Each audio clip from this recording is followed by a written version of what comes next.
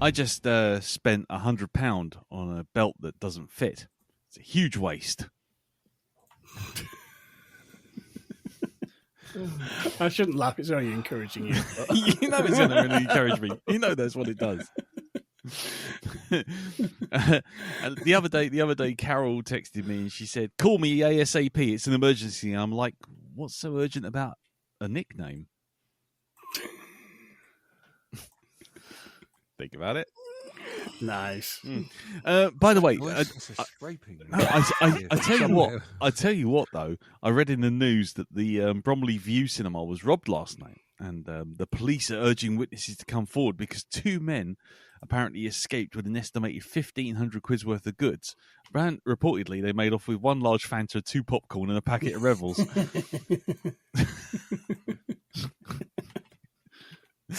Come on, that's quite good. That's satire, that is. That's satire, that is. Yes, exactly. And finally, I got some bad news. I was fired from the keyboard factory today. They told me I wasn't putting in enough shifts. So you're telling me there's a space? There's a space, yeah. And they told me I shouldn't return.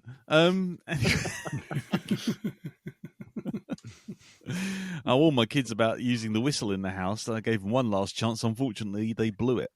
Anyway, hello everyone. I'll just skip over that.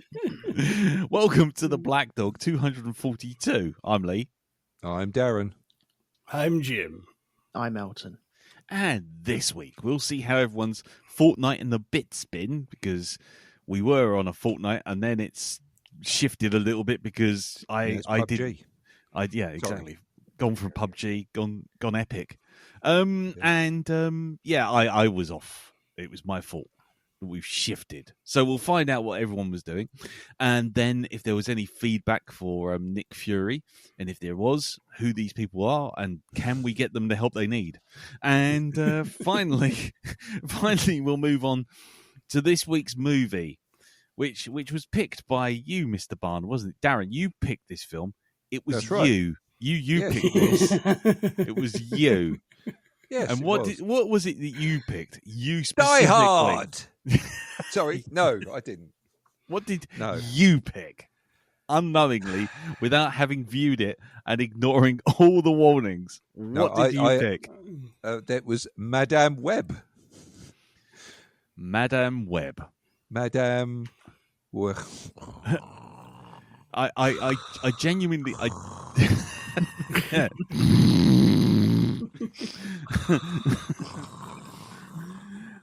Matrons, take off the rubber boots. Sorry. The only film where the screenwriters got fired and they brought in the screenwriters for Morbius, because that would work. But anyway, right, before we get to that joyous moment, let's find out how everyone's week's been, or fortnight's been, or indeterminate time between 241 and 242. So we'll start as ever with you, Jim. How's it been, sir? Not been too bad. Been sort of fairly busy getting stuff ready for Christmas, which is nearly mostly done, which is pretty good. Yep. So quite pleased with that. Other than that, Teresa did another run at the weekend. Oh, good. Every year I have a run to raise money for mental health charities.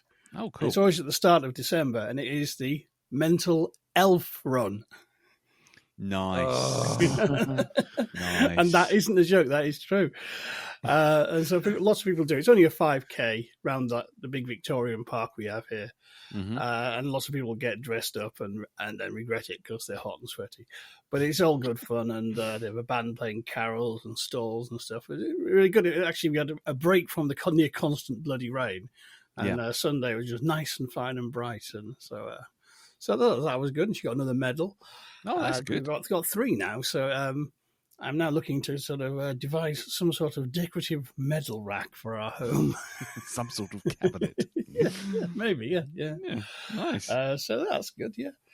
Other than that, so we got into December, and we've all got posh advent calendars. Nice. We got one for the dog of doggy treats, which she's loving at the minute. I got Teresa one of Posh Cheeses. Ooh. And that's really good. And it actually came with little pots of Posh chutney as well. Nice. It said it came with chutney. I thought, yeah, it'll be like 2 thimbles.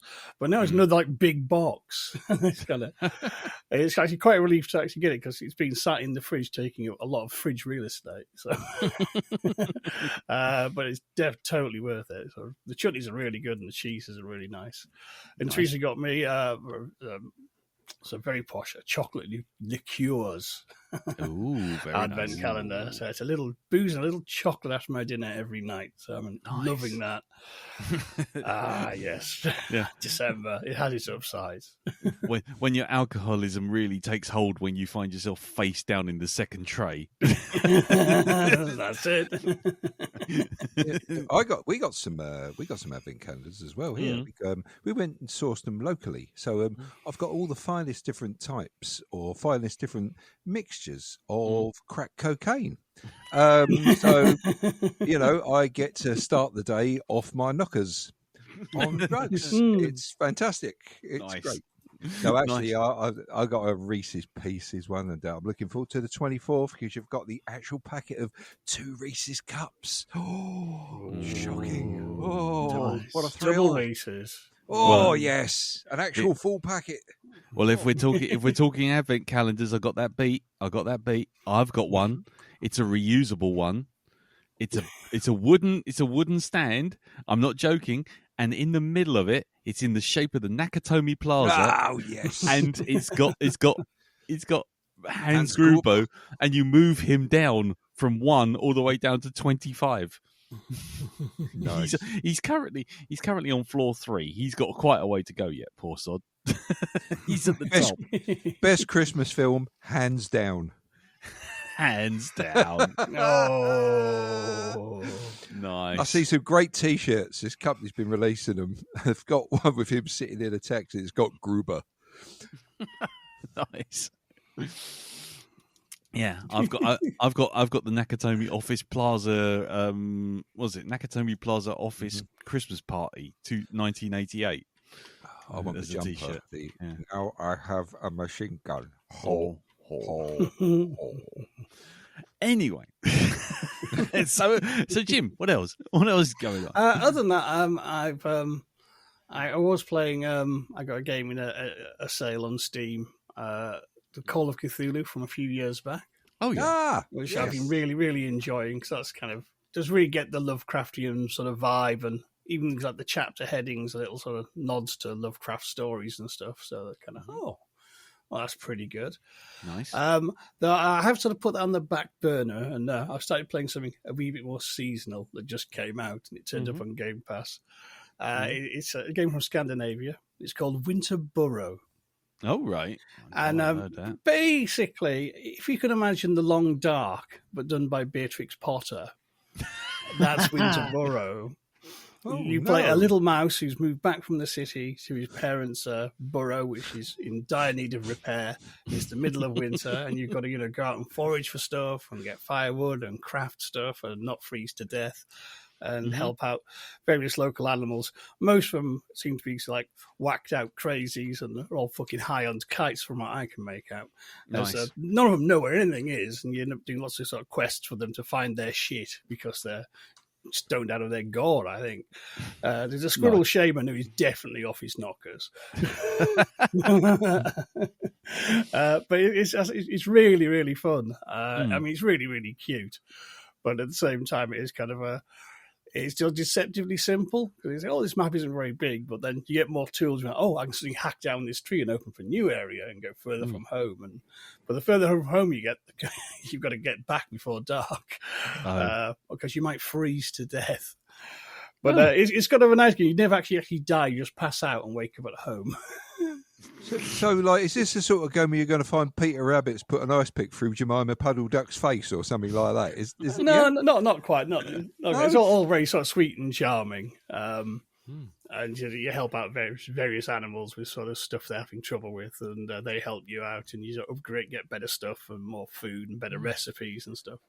But it's a lot of fun. Yeah, no BFG, but No. A flint axe though, that'll fuck up the giant spider. Something rotten. And the spiders are big. There is an option in the game options. I did notice kind of spiders on or off. And having encountered the spiders, I can understand why. If you're arachnophobic, they're big, hairy, furry bastards and probably give you nightmares. Right, okay, But yeah, they're pretty dumb though. But yeah, it's up on Game Pass at the minute. And if you're looking for like a winter themed game that's not too heavy, and there's no sort of time limits on anything, it's all very kind of like you have quests to do, but you can do them in your own sweet time. There's no urgency to this game at all, so you can just pot around if you like and fart about. Or if you fancy going a quest, there's one there. There's always a couple on the go. Nice. So it's really. I'm really enjoying it, and it's really just nicely done. So it is like sort of playing a cartoon. Yeah, really, really cute, really nice, and just perfect for December and the run up to Christmas. So there's no sort of harsh realities of life as a small animal in the woods with sort of like Peter Rabbit getting myxomatosis or something. Well, no, one of the early quests, your auntie gets snatched by an owl, and you have to go and find her from an owl's nest. Nice. So there's some dark stuff here, but it's not like exploding heads. I mean, it's not like Dead Island. But it's perfect this time of year. Obviously, come January, I'll be back to slaying things in vast numbers, in gory, incredible ways, and badly driving vehicles. But for now, Winterboro is just where it's at. It's kind of pretty much kind of like a big, cozy, cuddly blanket of a game, and also strangely addictive. Nice. Jim, I have got a recommendation for you, by the way. I don't know if you've already played it, but mentioning the Cthulhu stuff, have you played Sinking City? No, it's on my list to play, though. Get hold of that, right? Just do it. You will recognise it, even the people in it, some of the different factions you come across. There's a certain race of people in there that do look very much like fish people. So, it's good. It's good, man. I'll have to check that out. So I've heard good things about it. Get the special edition. Right. Special edition if you can. I think it's on cheap at the moment, like about £10. Yeah, it'd be on Game Pass, won't it? Surely. Actually, possibly. I think it might be. But yeah, Sinking City, I do highly recommend that. I'll definitely have a look at that. There's me freeing up a lot of time to play games over the festive period, so that'll be good. Good stuff. Nice. Cool. Anything else, sir? No, that'll be it for me for my fortnight, I think. Lovely. And then it's over to you, Elton. How are you, sir? I'm all right. It's been a fucking week. Well, actually, no, it's been a fucking 2 weeks. Right. I won't dive into the shit, but the fun happened, was it on the 1st? Oh, yeah. So, when I used to live in Welling, Santa used to come round the streets on his flatbed. On his flatbed? On his flatbed. Right. You have like the scouts walking down either side of the road. Nicking lead off roofs. Yeah, lead off, taking alloy wheels and... Any copper piping, you're fucking going to lose out, I tell you. Exhaust pipes as well now. Catalytic converters. Yeah. And it was nice. It was always like that. Oh, it's starting now, isn't it? And on the 1st of this month, Monday, just gone, we had it come down our road up here. Oh yeah, and I think I got caught behind it last year. Trying to, because I live in a close, so Santa has to come in, turn around, and come out. And last year I got caught behind him coming in. I was like, oh bollocks, I'm stuck here for 20 minutes, aren't I? And this year, luckily, I didn't get stuck behind him. But the glory of watching Santa pull up into a close, and then the next sound you hear is beep, beep, beep, as he's trying to reverse and turn around. I kind of needed that. That was nice. Nice. That was nice. I've been watching 2 other programs as well. One I have finished, and one I am just starting season 2. Okay. So the one I finished is Physical Asia on Netflix. So Okay. a couple of years ago, I watched Physical 100 when it first came out, and it's 100 of the fittest people from Asia and other countries around the world pitting their wits against each other. And now they have Physical Asia, where they have teams, where you have Australia and I'm trying to remember who was there. Thailand was there, Right. Japan, Australia, and lots of Mongolia as well. And some of these dudes are flipping huge. Oh God, right? Yeah. But watching them just do the tasks, where the sets are immense. I think it's like British Strongman, but on steroids. Yeah. And it's really fun to watch. The sets are immense. The only problem with that show, and I think I mentioned it with Physical 100, is that it's a culture thing. They have replays on everything. Oh yeah. So imagine you're all starting a quest and you have to run up this hill and then fight each other on top of this hill.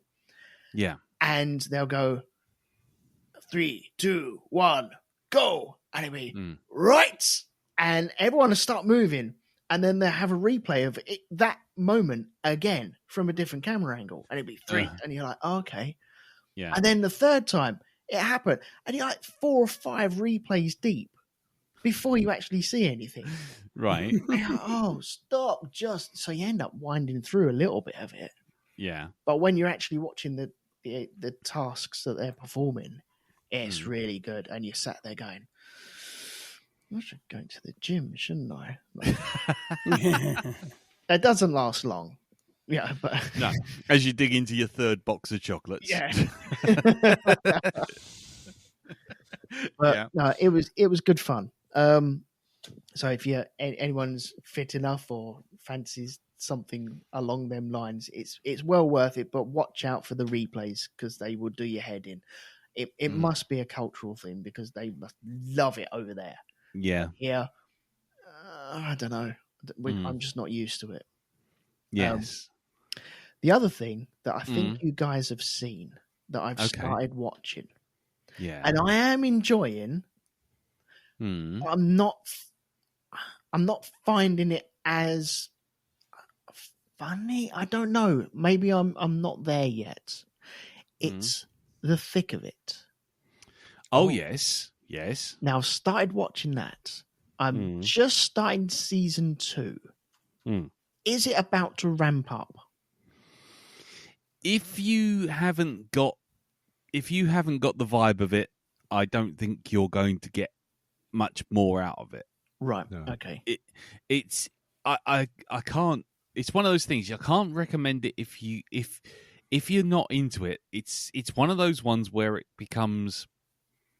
It's like it's like those we've done it before with comedies where we sort of don't find it funny when we watch it, but then when everyone starts recalling things back, it becomes funnier because it becomes like the sort of back and forth. It's like, sort of. Look at him. He looks like I haven't seen someone flail about so much since I've seen a clown running across a minefield. That sort of thing. and so the gags become the references become funnier because of the way you say it. Yes. Yeah. It's like, God, that's a great image. a clown running across a minefield. Yeah, it's going to keep me going all night. That is. Yeah.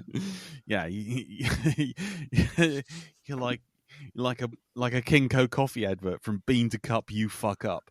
That sort of thing. So the thing is, it becomes. So the problem is, I think if you don't dig into it right there, then I think you're kind of on a loser.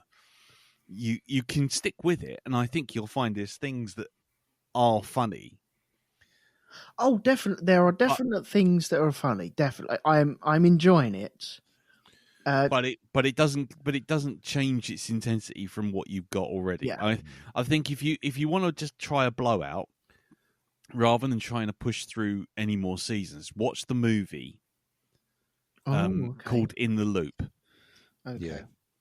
Because I think I've seen that. I think we reviewed did it. Yeah, we did it a few years ago. And it's much more concise insofar as it tries to crush like a season's worth of a disaster that would happen in a season of In the Loop. Yeah. Or In the Thick of It, sorry.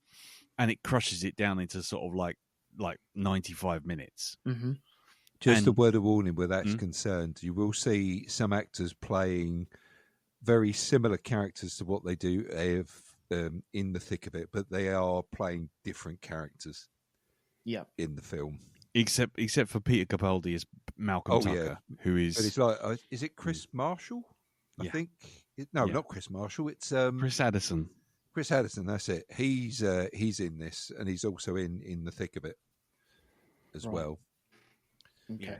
But I mean, it's. I personally, I really like it, but then that's just me. I get the feeling it's one of them programs where, because I watched the British Office after I watched The Office, like the American version, and I think I needed the American version to get into the British version. But once I saw the British version, went through it, I was like, okay, I get it. I understand why it's like that, and I understand why it's so good. Right. But so have you seen Veep then? No, I haven't seen Veep. No. That's the American version of In the Thick of It. Right. Yeah. Okay. Basically, yeah. And it's on Now TV and Sky.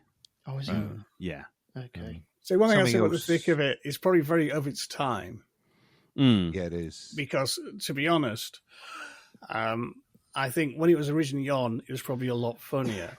Yeah. Because it was like crazy and ridiculous and exaggerated. Now the politicians look relatively sane and normal compared to the bullshit we've had in the last 10 years. I have been thinking that. Yeah. I was watching it thinking, is the BBC creating this and holding back because it's worse than this?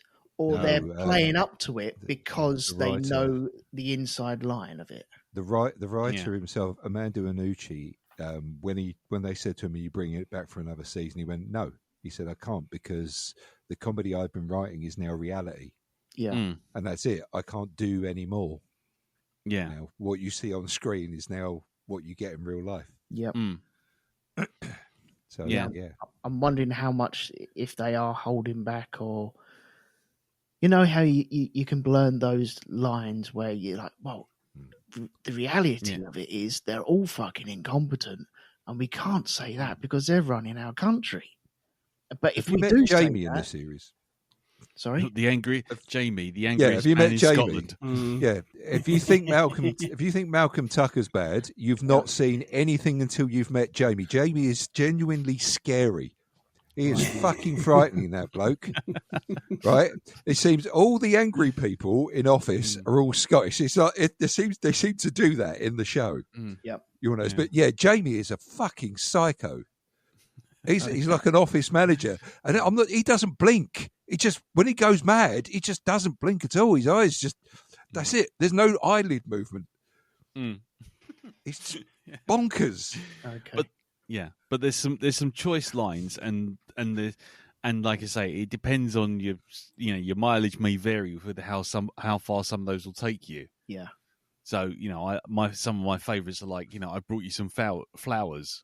Malcolm Tucker comes in with flowers and he goes, "I brought you some flowers," and the minister at the time, who's the lady in the female minister, I think she's in season 3 and 4. But he's like, "I brought you some flowers." What, really? Yeah, it's the perks of living near an accident black spot.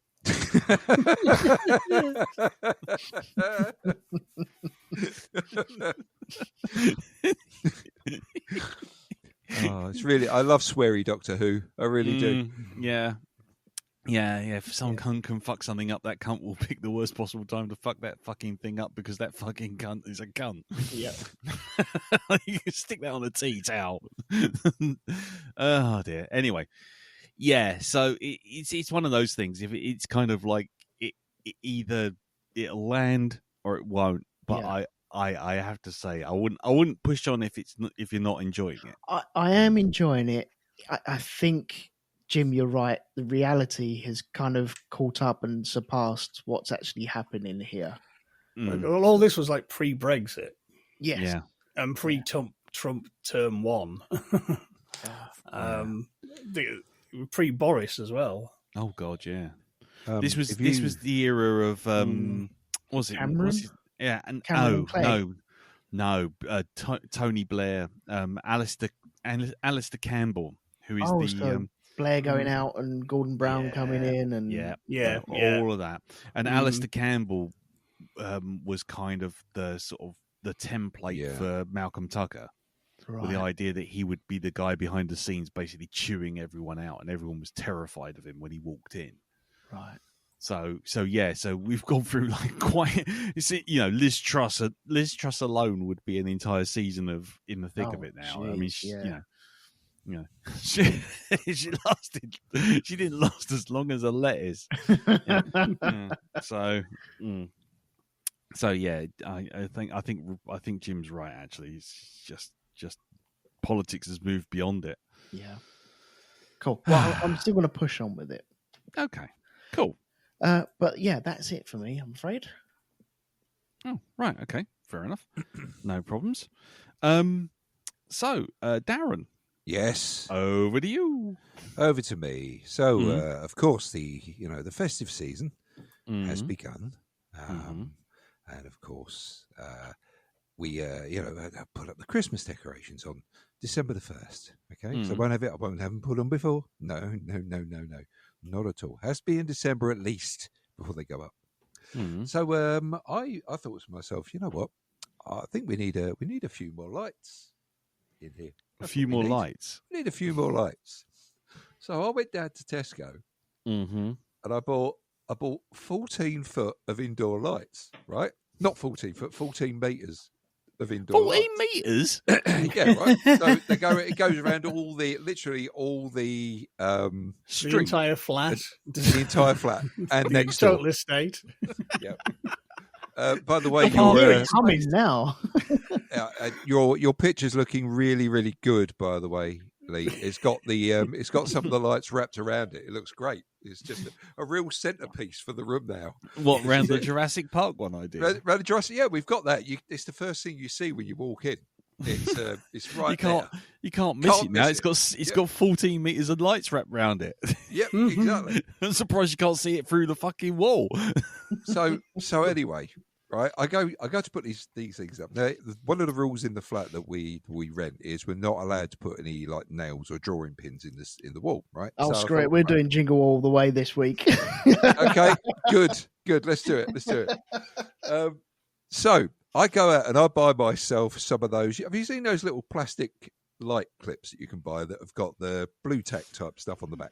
Yeah, the frog tacks or whatever they're called. Yeah, the frog tacks. Right. So I stupidly buy a pack of those. So I think to myself, I'm pretty sure we've used these before and they've been fine. Right? They've been fine. Like, we got them on the TV so we can clip like the lights around the TV and God knows what else, right? So fine, we'll get those. So I get them. And I get them and I think, right, okay, so let's measure this out. Let's make sure we're in the right position. I'll do all this stuff, all this work. Right? And I'll leave it for like, I hold them down for 30 seconds just to make sure they're in. I leave them for an hour like it says on the back. Right? Right. So I get my lights out. And I put the thing, and I'm having to be careful. Clip it through the first one. Right? I get halfway through the wall and I hear poink. And it's like, what? And then poink. And I must have been, I think I was about halfway through the room and they started coming off the fucking wall. And all you could hear from me in the living room was, can you stop being a cunt for just fucking 10 minutes?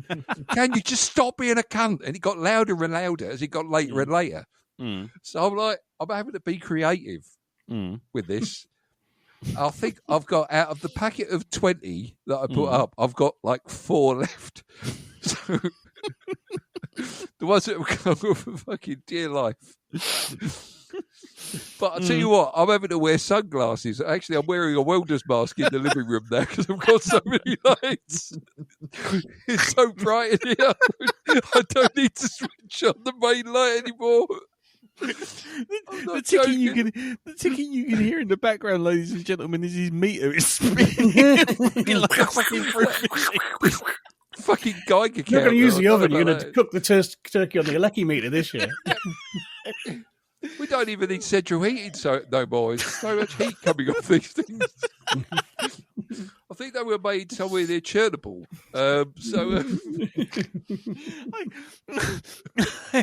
I can look at Ree without opening my eyelids. I see shapes. I'm fucking Daredevil. Look, I don't even have to open my eyes to see anything. Everyone knows where I am in the house because everyone's even standing outside. It's just the shadows moving around. They turn it on and there's shadows on the wall like fucking Hiroshima. I got a letter of complaint from the council for light pollution. Right? And that's when the fucking curtains drawn. You know? I mean, Jesus Christ Almighty. So yeah, it's looking good in here now. From what little I could see through this Wrath of Khan style visor that I've got on with the little slit in the front. You know, the ones they used to use for nuclear testing. Yeah. So, you know. Oh, yeah. You threw this plate of lead that I've got strapped to my face. Explosion will commence in 10, 9, 8. Next week we're doing Oppenheimer. Yep. Oh, right. So yeah, so it's looking wonderful in there. It actually is looking good. It's calmed down now, so it's fine. It's all sort of like, you know, soft white lighting. I'm so glad I didn't get the harsh, the bright white. I mean, fuck me, you know. No, I don't need to be shown all the cobwebs in my fucking house. Thank you very much. Jesus H. Right. So anyway, let's see what else did we do this week apart from brighten up the area? Went to the cinema a couple of times. I'll do the serious one first because that's the one we did go and see. And it's in the How Britain Fucked Up the Rest of the World season. And that is Palestine 36. Right. This is all about the British occupation of Palestine during 1936 when it kind of got pretty fucking rough. It's basically about the creation of Israel and stuff like this, about moving in the Jewish population into the area and what went on around about that time. Right. And yeah, it mainly concentrates on how the British were there. And, you know, if this film is to be believed, it's kind of like this is just before they were about to fight World War II. Yeah. And some of the methods that were used were pretty fucking rough on the population there. Right. Jesus Christ. There's one scene where this old couple is refusing to leave their house. Right. And so the British soldiers there go, all right, fair enough. And they chuck 3 sticks of dynamite in and blow the fucking house up. Oh, God. Jesus. It's like... When I said house clearance, I didn't mean that. Right. Jesus. So it's like, Christ almighty, it's just, you know, I feel really good being, you know, with the history that we've got. It's fantastic, super duper. This is just lovely. Yeah. But, yeah, as I say, I don't know how kind of accurate the film itself has had a little bit of criticism because it doesn't show the other side of the argument for the Jewish population that were there at the time. Yeah. So it's like, you know, take this as you will, but considering the sort of other stuff that Britain's been involved in, I can quite believe that, you know, quite a bit of this is actually true. So, the sort of way that some of those characters in Blackadder are the sort of like, the like Stephen Fry's character, that sort of bluster, that sort of, there's a lot of that in it. From sort of like the higher ranks of, oh yes, we'll get this problem sorted. And then they get their underlings to go in and sort out, one in particular who's not very nice at all. So, so that was a good, cheerful film to go watch. Nice. Moving swiftly on from that, we go from one end of the spectrum right to the other end, right? They do a complete 180 for this one. And went to see Wicked for Good.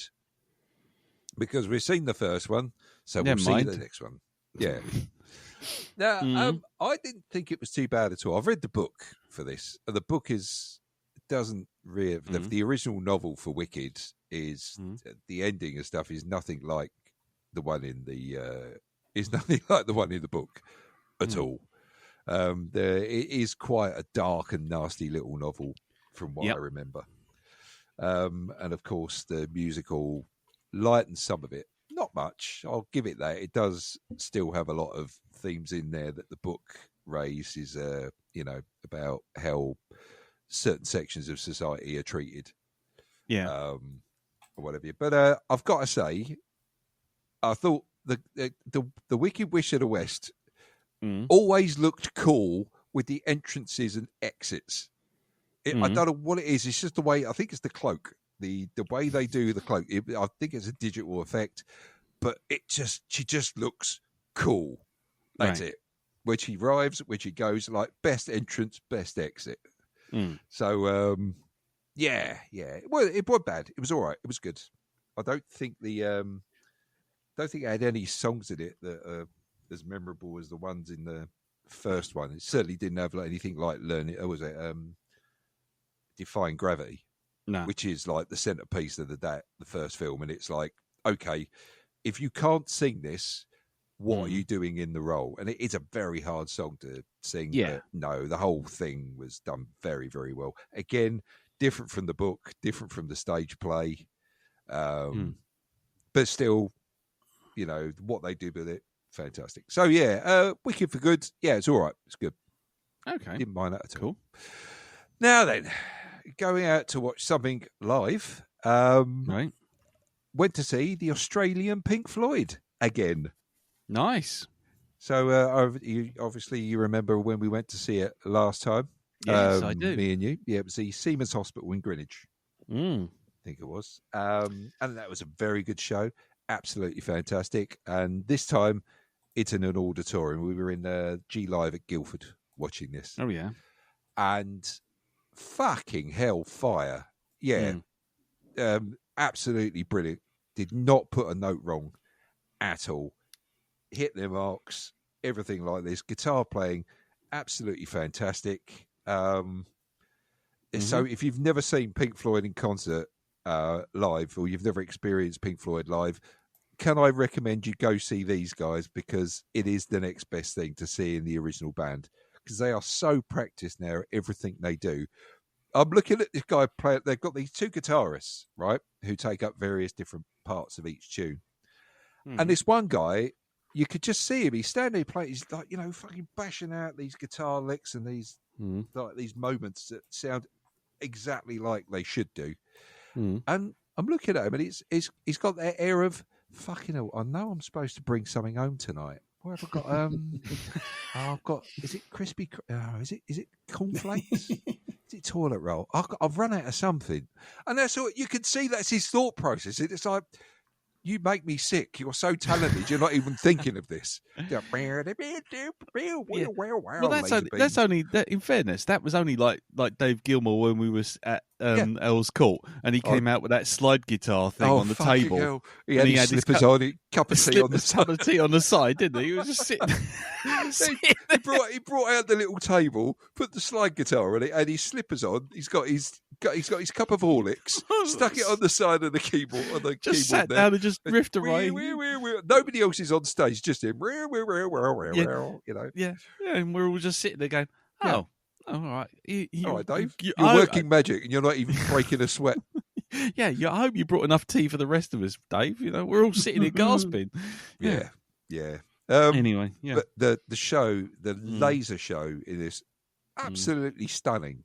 It fucking-tastic. Really, really well done. Mm-hmm. The only thing I will say, and this isn't a comment on their style of playing or anything like that. It's the videos. There's a couple of them that I could tell straight away were AI, and it's like, oh no.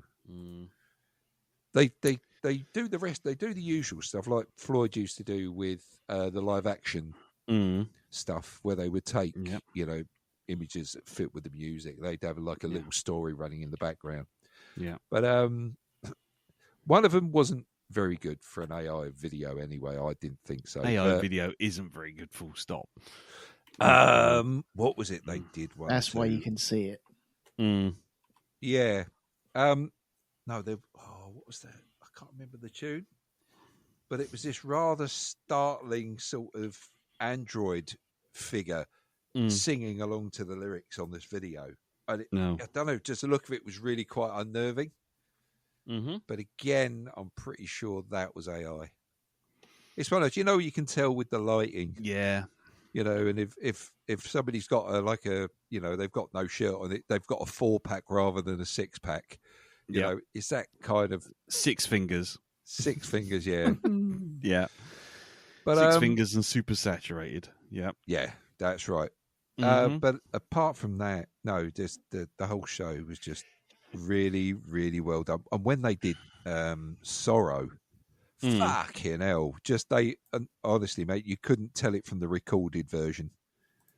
Nice. It was so good, so very good. So yeah, if anybody wants to see someone doing a really decent tribute band to Pink Floyd, these guys are brilliant. Oh, and the Wish You Were Here, when they do Wish You Were Here, just pay attention to the radio bit at the beginning, because they adjust it to be Australian.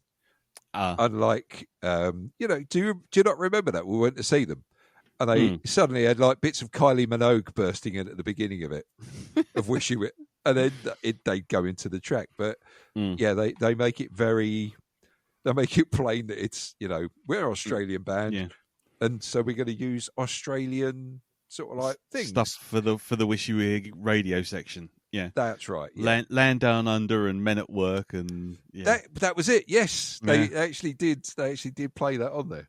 Yeah, it's like waltzing Matilda, waltzing Matilda. Don't. After fucking On the Beach, I never want to hear Waltzing Matilda ever again. Fucking really? Hell. Yes. Really. And don't forget, I've got a button to mute your mic. Okay. Before you get any funny ideas. Mavis is dancing. Mavis is dancing. Oh, we've lost Darren. Who knew that? How dare. Oh, hold on. Is he back? Is he back? I can't get it back, actually. Oh, shit. Oh, well. No loss. I can't. His button gone off. Unmute your button, you silly sod. You can press it. Your side. Oh, God, it's all gone. It's all gone wrong. Darren, press your mic button. Oh, shit. We're going to pause it. And he's back in the room. I didn't actually do anything. Did you just cut the feed? Yeah, I did. I cut the feed.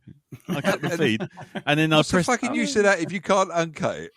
Well, that's the thing. I think Zencaster's having its slow day. So I pressed the button and I pressed it again and it didn't come back on, and I'm thinking, oh fuck. Never mind. Bullshit. Right. Okay. So never mind. Anyway. Okay. Bring us back in. Back to the room. Go on. Back to him. Are we on? Are we on? Yes. Hello. Yeah, yes. We're all good. On. Excellent. We're as professional as we ever were. We certainly, yes. Same as it ever was. So on the video game front, still ploughing through, if you pardon the expression, Spider-Man. I've just finished the first story. I'm not going on to the next story just yet because I've got some loose ends to tidy up. As in, I have to make everything show as 100% complete. Good plan. Even if some of these things you don't have to score a full score on it, you just have to do it for it to be shown as 100% complete. Like those fucking drone trials and the bomb disposal bits. Jesus H. Christ. And the pigeons. You haven't done the pigeons, have you? Fucking yes, I did the pigeons. Fuck the pigeons. Fuck the pigeons in there. Fucking pigeony arseholes. Fucking pigeons. Yeah. So I'm looking forward to finally getting on to, the next part of that. But the one thing I did do over the period while we were away was I burned through the rest of Ted Lasso. Okay. As a series, so it's done and dusted for me. I honestly, it's like I don't really want to watch the last, because if I watch the last episode, that's it. It is actually done for the moment. I know they're doing another season, but but man, what a show! One of the best shows I think I've seen. Yeah, it's just it's so nice to have a show that's not fucking cynical at all, because there's a lot of that around at the moment, right? Just everything you see, and it's just a really good feel good show. Yeah, it's got darkness in there. I mean, there is some fucking dark stuff it deals with, things like parental abuse and stuff like this, and the effects of like a parent unaliving themselves on a child, and it really deals with them so very well, so very well, and it's a warm show, Yeah, you don't come away from that show feeling miserable. It's almost overwhelming. Yeah, considering how much love there is for the characters. Yeah, in that show, and I mean, I'll give it props. It got to the end of season 2, and there is a character that starts veering to the side of darkness, and they pull something. They do something so bad.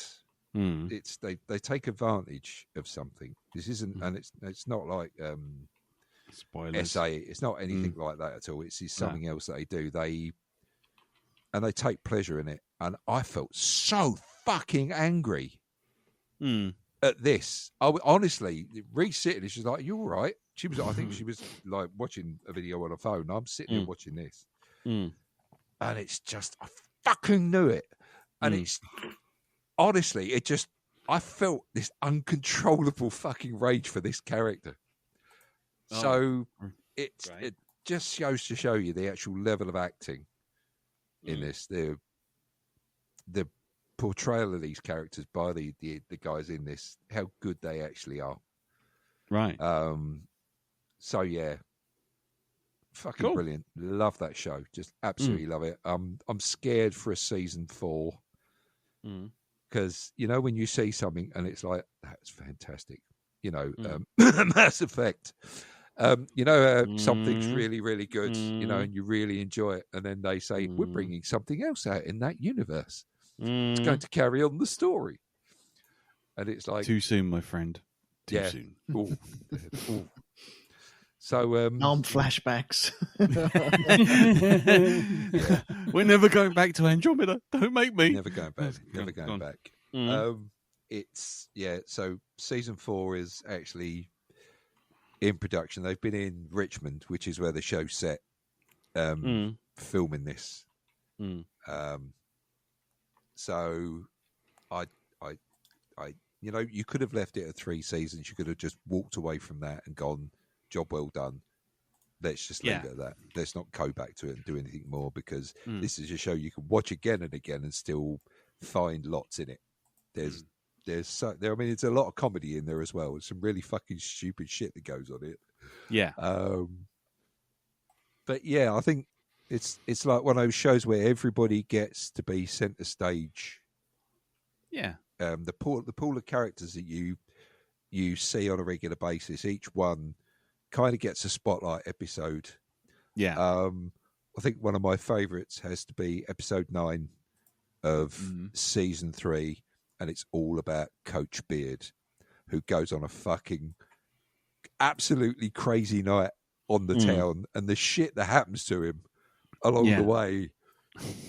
It's bonkers. It's fucking mental, but I love it. It's great. Really, really funny episode. Nice. In fact, you remember that film Out of Hours? You mean After Hours? After with Griffin Dunn? Yeah.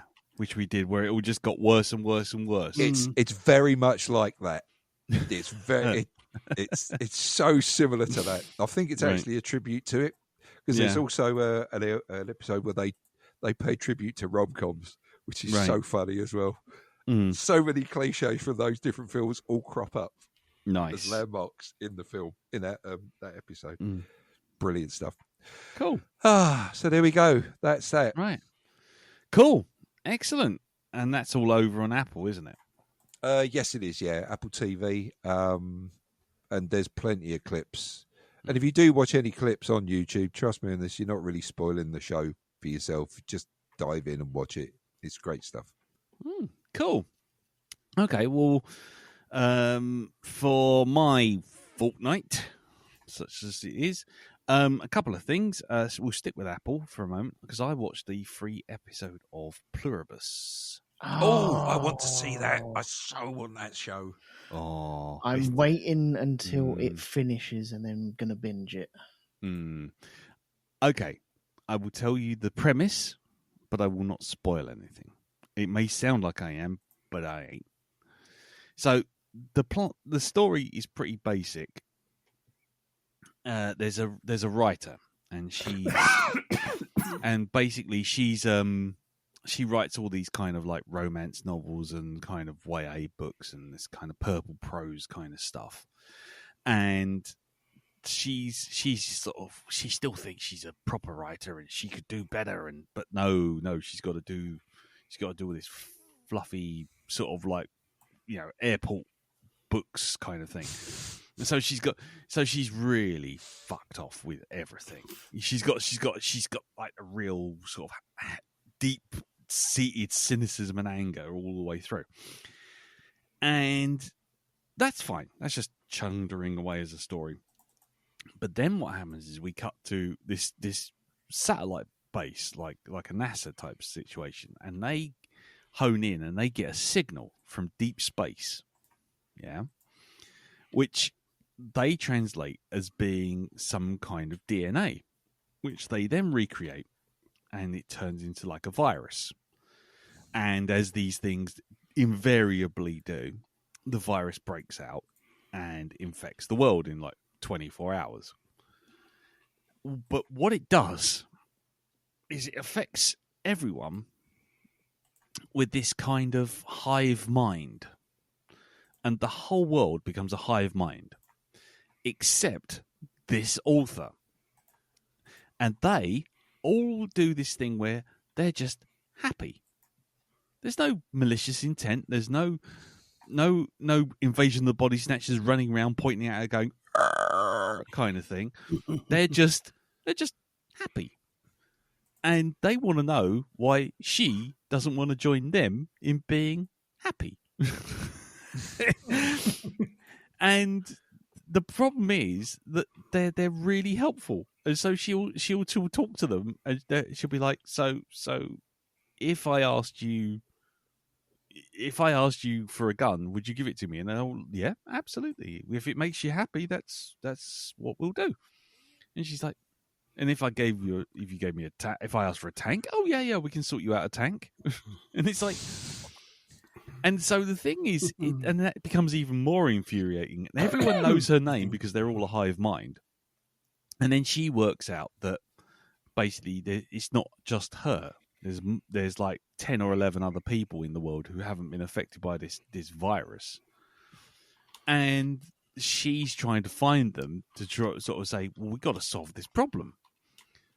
But the people who are left behind, who are like, why? I'm happy. They're not bothering me. And I can walk up to, say, any lady I like and go, I'd quite like to have sex with you, and because the hive mind wants to keep me happy, she'll go, yes, sure, and then walk off into the cupboard, sort of thing. And it's so it's this kind of weird situation, and the problem is, whenever she's not happy, if she breaks into a rage or goes completely the other way, bad things start happening.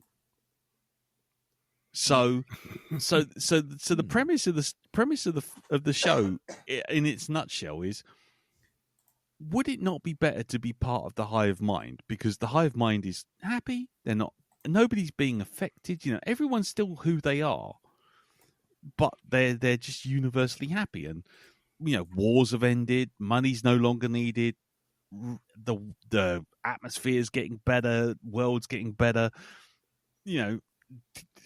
Everything's distributing, science is being shared. No one's... Williams is quids in. Exactly. Even to the point where, like, for example, because there's no crime, they turn all the power off at night.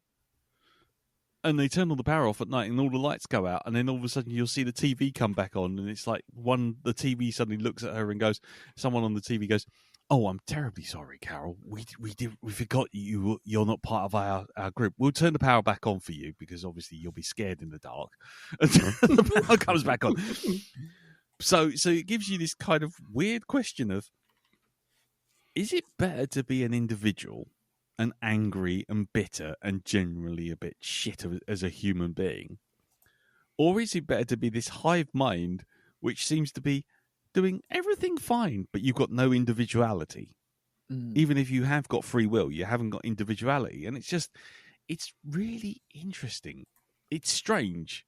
And I have no idea where it's going. But that's how they get you in it. That's the first taste on the teaser. On the teaser. So yeah. So I've got listening to what you're saying there. I think it's like I've got an idea of where it might be going. Well, you might think you do, but I can almost guarantee you won't. But yeah, we'll see. But yeah, there you go. So there's that. At the other end of the quality spectrum, and I'm not talking about Madam Web, I watched another thing on Amazon Prime, which was Alan Richardson, aka Old Reacher. Yes. Yeah. Mm-hmm. And that guy who played Paul Blart Mall Cop, the one who's always in all the fucking Adam Sandler movies. Mm-hmm. And in a film called Playdate. Oh. Okay. It was 98 minutes and it felt like 4 hours. It's the most excruciatingly unfunny pile of old shite I've watched for a while. Well, until at least I watched Madam Web. But at which point, I will say, it's if you watch the trailer, you'll think, oh, this is bad. It's not. That's the good bits. Those are the good bits. Just oh God. You've got Alan Richardson, and I will give you its due. He is playing against type, and that's fine. Right. But you've got a cockamamie plot about clones, super soldiers, psychotic kids, sleeper units, all dressed up in this kind of man gets made redundant, what goes to find a friend while sort of like looking after his kid in the park, and finding Alan Richardson, who is this like literally wall of meat with a kid who's an absolute psychotic, and they're all wrapped up in some kind of black ops thing, and it just turns into a chase across America. It's not funny. The action is shite. And by the end of it, you have one of the most gross, overdone, played for laughs moments of infanticide I think has been committed to cinema history. Not since Anakin Skywalker walked into a room full of Jedi younglings have you seen so many kids go up in a ball of flame for laughs. I'm going to hell. Yeah, exactly. You watch it and you think, "Oh, that's funny," and you suddenly realise what we've just witnessed, and then it crashes to credits and shows you all the outtakes where you find out how funny they really had it. And it's one of those films where it's like, you didn't laugh at the film, so let's have a laugh at the outtakes because you'll laugh at them having a lovely time. Yep. No, you fucking won't. It's rubbish. Absolute bollocks. In fact, that's actually my Letterboxd review. Bollocks. Right, okay. Yeah. Speaking about video games, which we were. Better than speaking about bollocks. Speaking about bollocks, yeah. Well, it is kind of bollocks. I got drafted in with work to make a promotional video game for Christmas. What? Yeah. So in the space of like 4 weeks, me and one other guy and the marketing team have come together to make a sort of very quick Flappy Birds style press a button jump distance kind of thing. And I got to name it, and it's called Fly Hard. Nice. Yeah. Fly Hard, Yippee-ki-yay. What's it called again? I've lost the bloody title. Yippee-ki-yay, mother flapper. No.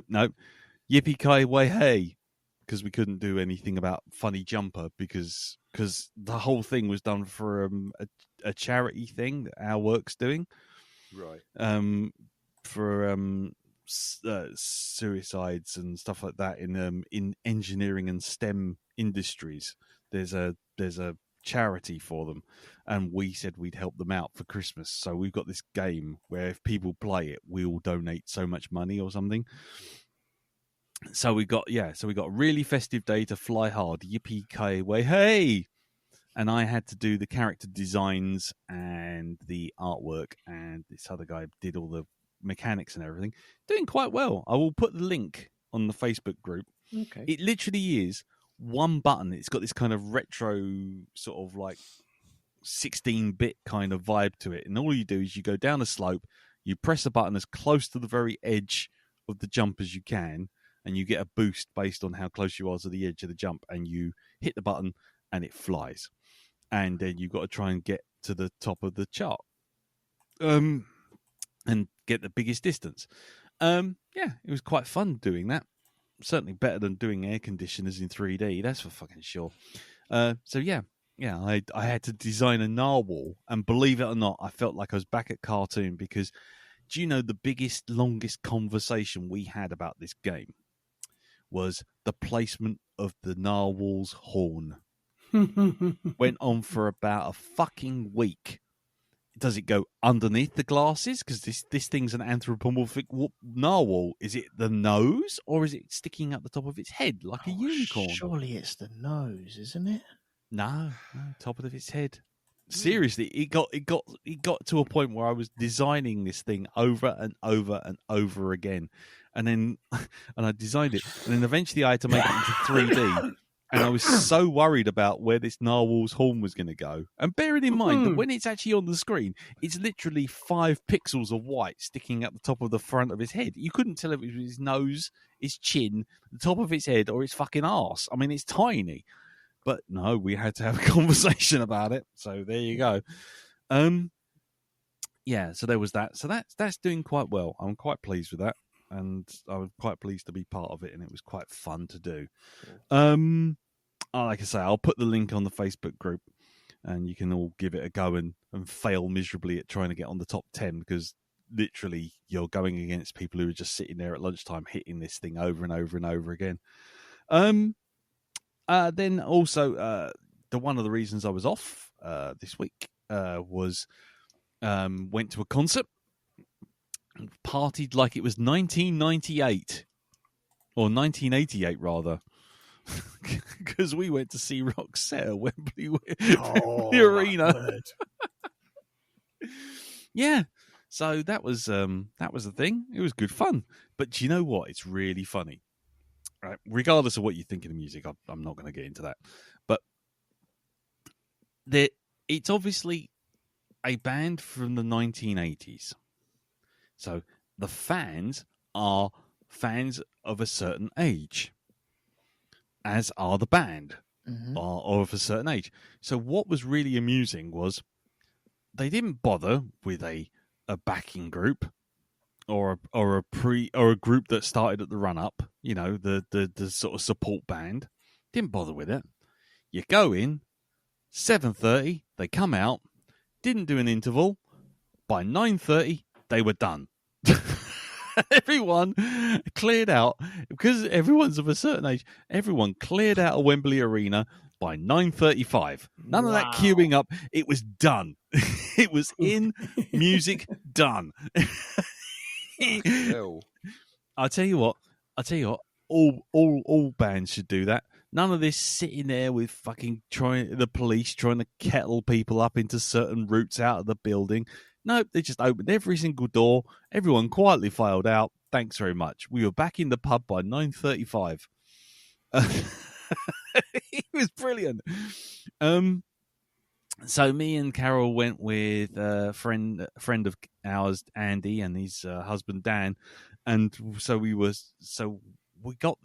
I got there about 6:00, and we were in this bit of the Wembley area called the Box Park. And we'd already booked a hotel on the site. And so the Box Park is a big open canteen area with lots of little sort of food areas around the outside and the bar right in the middle. And I went in there and I said to Carol, I sent a message to Carol, who was already there. She said, "Oh, do you want a drink?" And I said, "Yes." And she said, "What do you want?" I said, "Surprise me." So she got me this margarita. Now, I may have said this before, but I'm a little partial to margaritas. And Carol got me this margarita, and it was really well mixed, frozen, lovely, lots of lime, nice, lots of tequila, pretty strong, bit of triple sec just to give it a little kick. That's gorgeous. Thank you very much. But it's in a little plastic cup and 2 mouthfuls, and it was gone.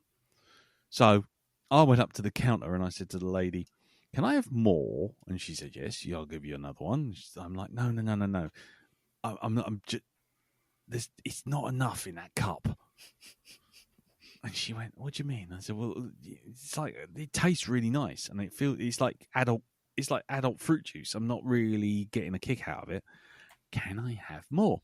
She said, "Do you want a double?" And I said, "Yes, please."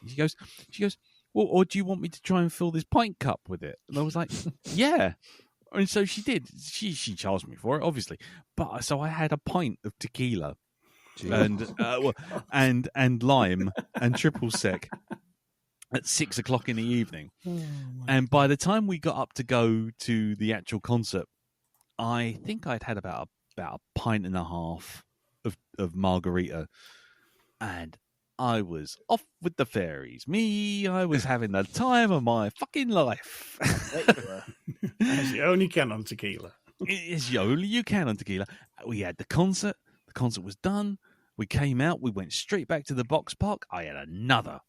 And so by the time we got to the end of the evening, I had approximately 2.5 pints of margarita.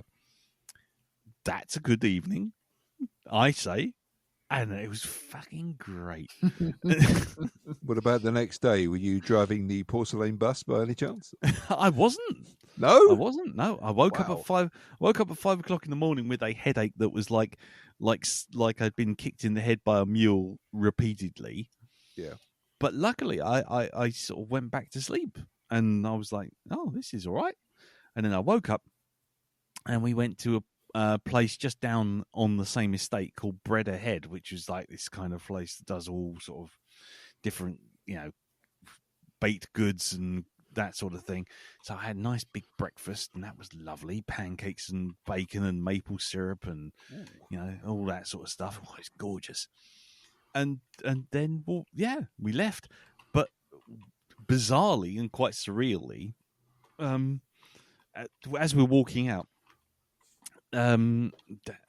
Andy goes out first, and then Dan goes out. Carol goes out, and it's just me and me and the other guy sort of standing there, and this bloke's holding this door open. He's a really tall guy. I mean, he's like fucking. He's got to be easily 6'8", something like that. He's huge. And I'm like, I recognise him. I couldn't work out where. And then he walked past, and I thought I gestured him in because he'd been holding the door open. It's pretty cold. Gestured him. He walked in. And he was like, "Thank you, gentlemen." Walked past, and I'm like, "Hang on." And it was one of the professional dancers from Strictly Come Dancing, that Johannes bloke. And I'm like, oh, it's you.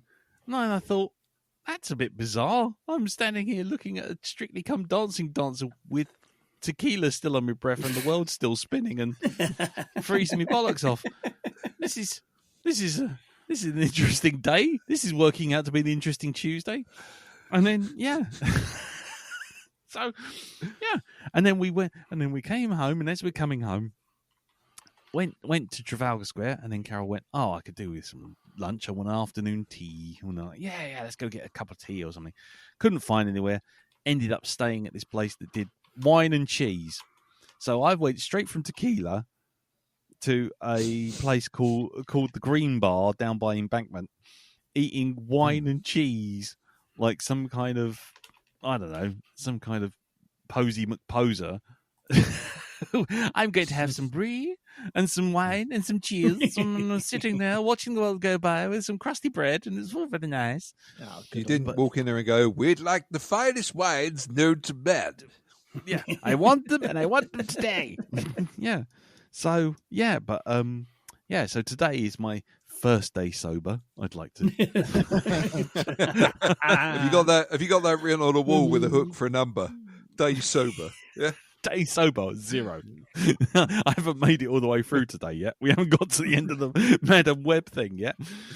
So that's pretty much been my fortnight.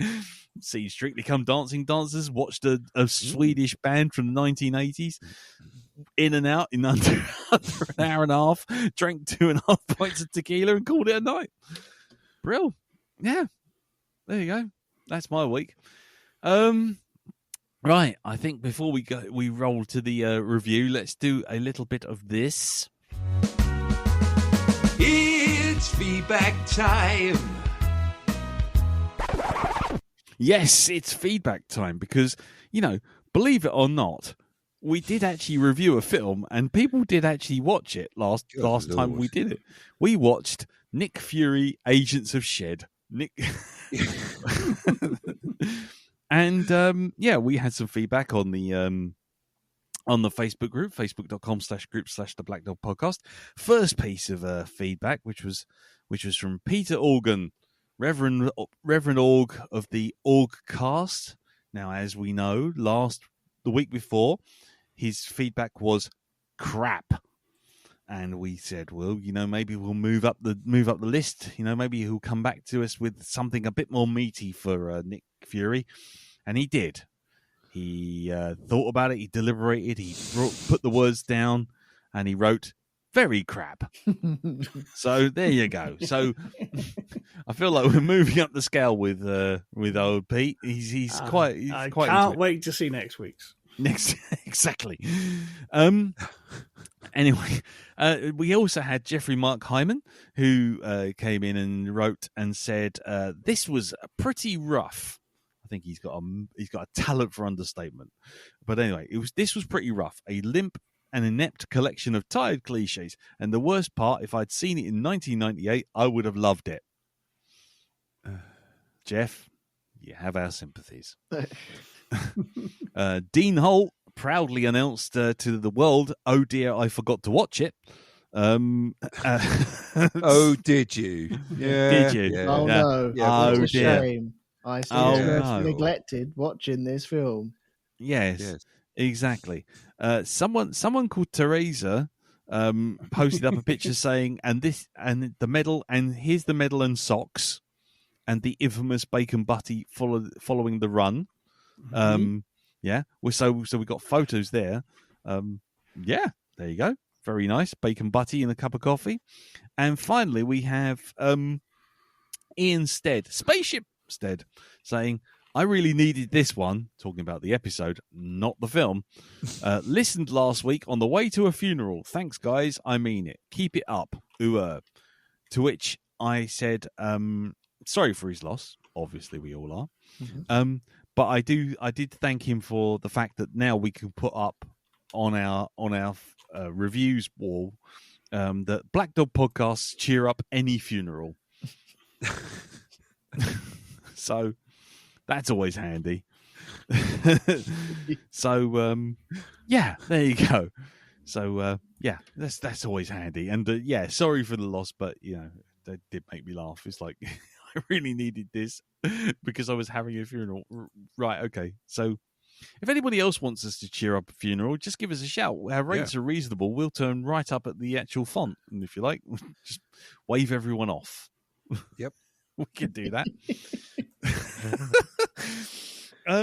If anybody else has got any feedback, whether it's for that episode, this episode, or if you just want us to turn up at a funeral and embarrass everyone, by all means, write into the usual places, the Facebook group, facebook.com/groups/the Black Dog Podcast, or send us an email, feedback@blackdogpodcast.com, or you can hit me up if you've verified yourself as an adult. Apparently you need to do that, but if you verified yourself as an adult, you can send me a direct message over Blue Sky, which is cartoonbeardy.bsky.social, and you can see me going very, very mad, doing lots and lots of alien pictures for the whole of November, which was absolutely mad. Xenovember was quite the challenge. The 30 alien pictures in 30 days. That was just the most odd challenge I've done in a long time. You start to lose your mind and start drawing penises on everything. It's like being back at school again. Anyway, right, we'll leave it there. So I guess there's no getting around it. We're going to roll the jingle, and when we come back, it's Madam Web.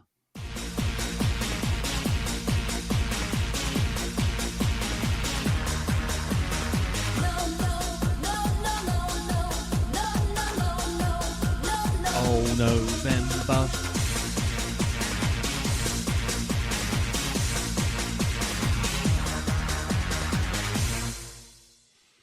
Officially, I put more effort into that than the whole of the production team of Madam Web. Anyway. It sounds like it. It does. I put inflection in my voice and everything. Well, Madam Web is a 2024 American quote-unquote superhero film featuring characters from the Marvel Comics universe. But not in the, and it's the fourth film in the Sony Spider-Man adjacent universe. Sony Spider-Man adjacent, I love it. Really? Yeah. That's because SSA. Yes. It's an SSA film. Yeah. Because Sony have the rights to the villains, but not the main character, which they are sharing rights with Marvel themselves, who now have more money than Sony does in this regard, so therefore fuck them. Mm-hmm. It stars Dakota Johnson as the titular character alongside Sydney Sweeney, Isabel Merced, Celeste O'Connor, Tar Rahim, Michael Epps, Emma Roberts, and Adam Scott. The film was directed by S.J. Clarkson from a screenplay she wrote with Claire Parker alongside the writing team of Matt Zama and Burke Shapless. Now, those two names might not initially seem very, very familiar. However, they did do some fantastic stuff, such as the Lost in Space reboot, the Gods of Egypt movie, the Dracula Untold movie, the Last Witch Hunter, and, of course, Morbius, which they did before Madam Web. And they were drafted back in to work on Madam Web because they know really how to do Sony Spider-Man universe stuff. Yes. Anyway. Yes. The film depicts the origin story of Cassie Webb. Web, get it? Spider's web? Spider? Never mind. Who confronts... Oh, right. Yeah, don't worry. It's the only bit that's got that. It's the only bit that's not explicitly explained directly at the camera. Don't worry. Who confronts her past while trying to save 3 young women, Sydney Sweeney, Isabel Merced, and Celeste O'Connor, from Ezekiel Sims, played by Raheem, who wants to kill them before they become Spider Women of the future and kill him. Yes, that's the plot as spelt out. The budget was $80 million net, $100 million gross if you include the marketing. The box office was what, Jim? It was 2 hours of my life I ain't fucking getting back. Again. Okay, put you down in the maybe category. Elton. It was one smashed up taxi, one smashed up ambulance, and I don't know, some sat nav that didn't know where it was going at all. I don't know. It doesn't fucking matter. This was Bobbins. Darren? It made me cry.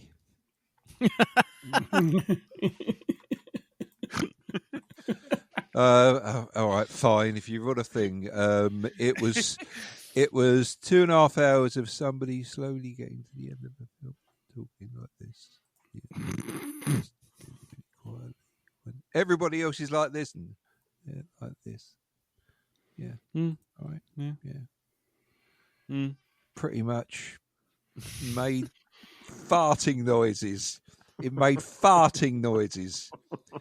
Every time somebody opened their fucking mouth, it made a farting noise. In fact, you could replace all the speech in this with a farting noise, and it would have been far more fucking interesting. Nice. Farting noise. Fart. See that? I've just improved that film. Fucking temp.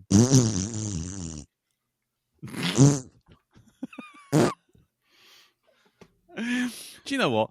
I'm not even going to try and top that. I think that's exactly right, Dal. Well done.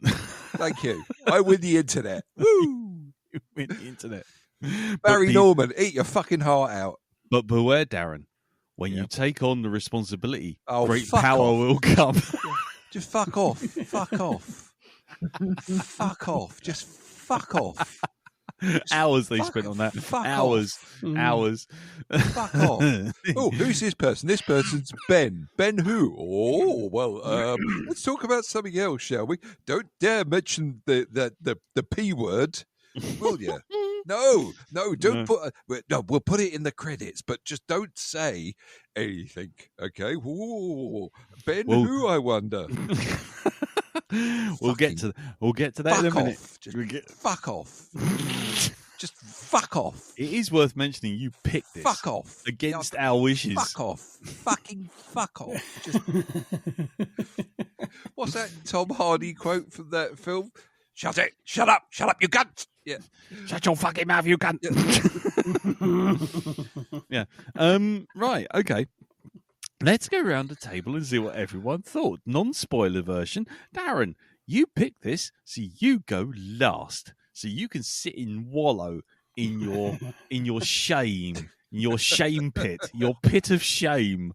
Don't try to fool me with your wizardous ways, Darth Metcalf. You were the one that picked Nick Fury the week before. If you hadn't done that, you wouldn't have got Madam Web. It's your fault. You picked it, you filthmonger. Right, let's go around the table. Elton, you're the only person who hasn't seen it before who isn't going last because of their shame. Mm-hmm. So what did you think of Madam Web? It's easy to describe and yet almost impossible to describe. The way that it is so stilted and awkward all the way through. It felt as if it wasn't made by anyone. You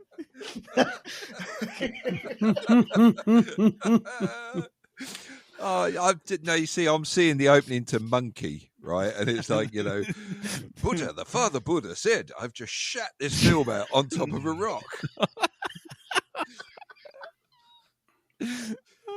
Electricity ran through it, and it was given no life whatsoever. It became muggy. Anyway, carry on. It's a very strange one. It's so muddled.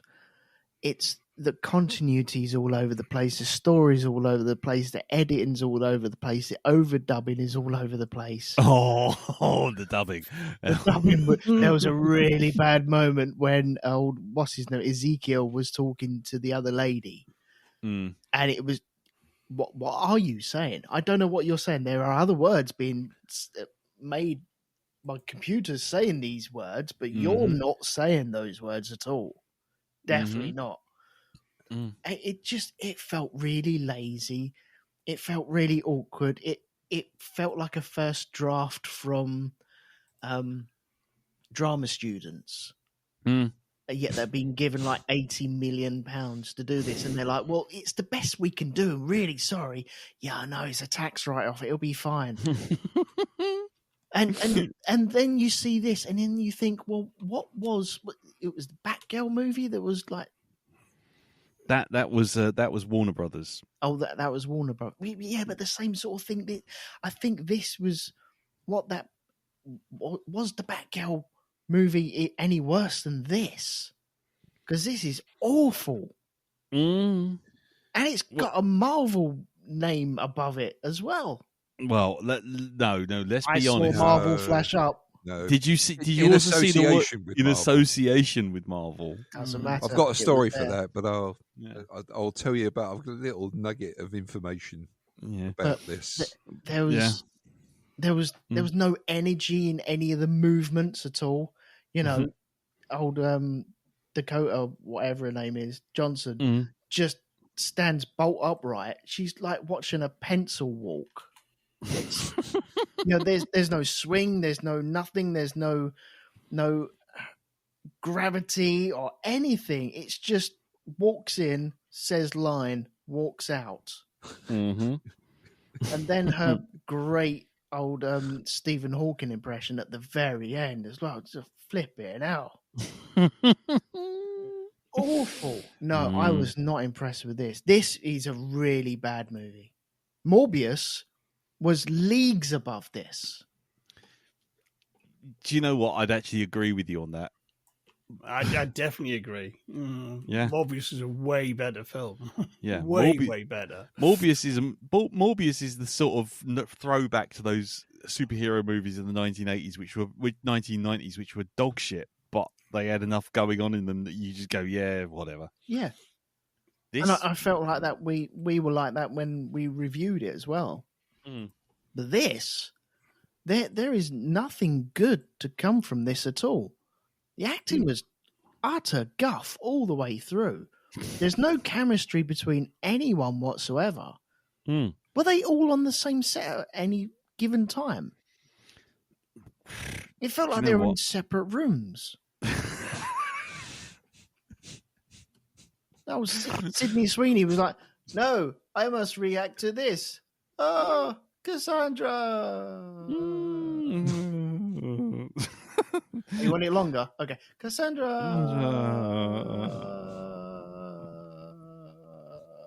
Look at my boobs. It was just flipping awful. I have written stuff down in which I want answers for. Right. Okay. We will address those in about 3/4 of an hour once Darren stopped. Yeah. Okay. Cool. Okay. So let's go to you then, Jim. What did you think about it, non-spoiler version? Well, this is my second run out with this nonsense. Yeah. And I have to admit, when we started watching it, I first thought, did this maybe catch me on a bad day? Is it going to be that bad? And then 20 minutes in, yes, I remember now. I just blotted most of this out because it's so forgettable. I think, as I said at the time, it reminds me, it's very like a TV pilot from the early 80s. And it just, in those notoriously kind of these sort of things, often nothing much happened. Yes. Because they couldn't afford it. Mm. This was an $80 million movie that played like an early 80s TV pilot. And it is kind of, and nothing happened. And they could afford it. But the thing is, what struck me, there's so much in this which is like really, really obvious. And yet also, it doesn't explain a damn thing. No. So nothing has any relevance or weight or context. And it's just absolute bobbins. It's just kind of, it's not a film that doesn't get out of first gear. It's a film that doesn't get out of park. And the fact it does this over 2 bloody hours is unforgivable. Yep. You know what I mean? I mean, I think that the cast is actually sort of fairly decent. They had $80 million to play with. Where did the money go? A couple of car chases and some ropey CGI. It's kind of, I'm sorry, you need to look at the accounts because someone ran off with a suitcase of fucking cash here, quite clearly. Yeah, definitely. You know what I mean? I have seen TV shows with better special effects work. Mm-hmm. I've seen low-budget movies made for like less than $3 million with better special effects work. You really you get on that, accountant, because you were fucking ripped off somewhere down the line here. Jesus. But it plays like they've got no money, like everything is padding. Mm. You know what I mean? There's an old saying in marketing, the sizzle sells the sausage. Yeah. Well, this isn't even all sizzle. There's no sausage and no sizzle. There's just like an empty pan put down with the promise there might be some sizzle or sausage, and fuck all is delivered. A piece of paper saying TBD, sausage. Basically, yeah. I mean, it's like, if the director of Velocipaster had made this, he could have got away with just just one shot for 2 hours there saying, insert film here. And that would have been a bit more dynamic. Mm. Yeah. Yeah. Okay. So that's a big no then. I'll put you down on as a no. Much like yourself, for me, this is my second watch. The first one was purely out of curiosity. It was like a morbid curiosity of kind of like seeing where it's coming from and what's going on. I couldn't believe what I saw last time. I really couldn't. I thought it was incompetent from the get-go. From just bits of dialogue delivered behind hands or poorly dubbed over, or I mean the poor bloke playing Ezekiel, I don't think he actually said an actual word on set. Not a single word. No. Or if he did, it was all wiped. I think he must have a voice like this, because I don't think a single word of his actually made it. And the special effects were shit. We're into Grease levels of hang on, who they're supposed to be teenagers? I mean, sorry, what? Sydney Sweeney's a 14-year-old, is she? and endless references to 2003. Do you know it's 2003? No. Well, here's fucking Britney Spears. Do you know it's 2003? Martha Stewart. Oh, do you know it's 2003?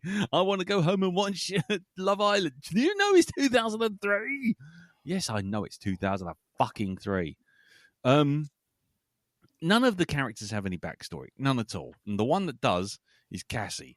And she's just grumpy cat lady. I mean, that's it. And the rest of the dialogue is literally talking to the audience, but talking to the dumbest person in the audience. Yes. And that was the bit that I found the worst, the most egregious. All of it could have just been inferred. You could have just had things happen and figure it out. And that would have helped. But the problem was it was literally saying things at you. Oh, so you don't have to die. No, we were way ahead of you there, love. And yeah, and then as for the backstory and as for the product placement, I mean, she was cuddling those cans of Pepsi like they were fucking emotional fucking animals, emotional support animals. And she couldn't open a single can. It's like in the hospital, in the barbecue, in the car, in the fucking scene where she's sitting there trying to work out what to do in the hotel.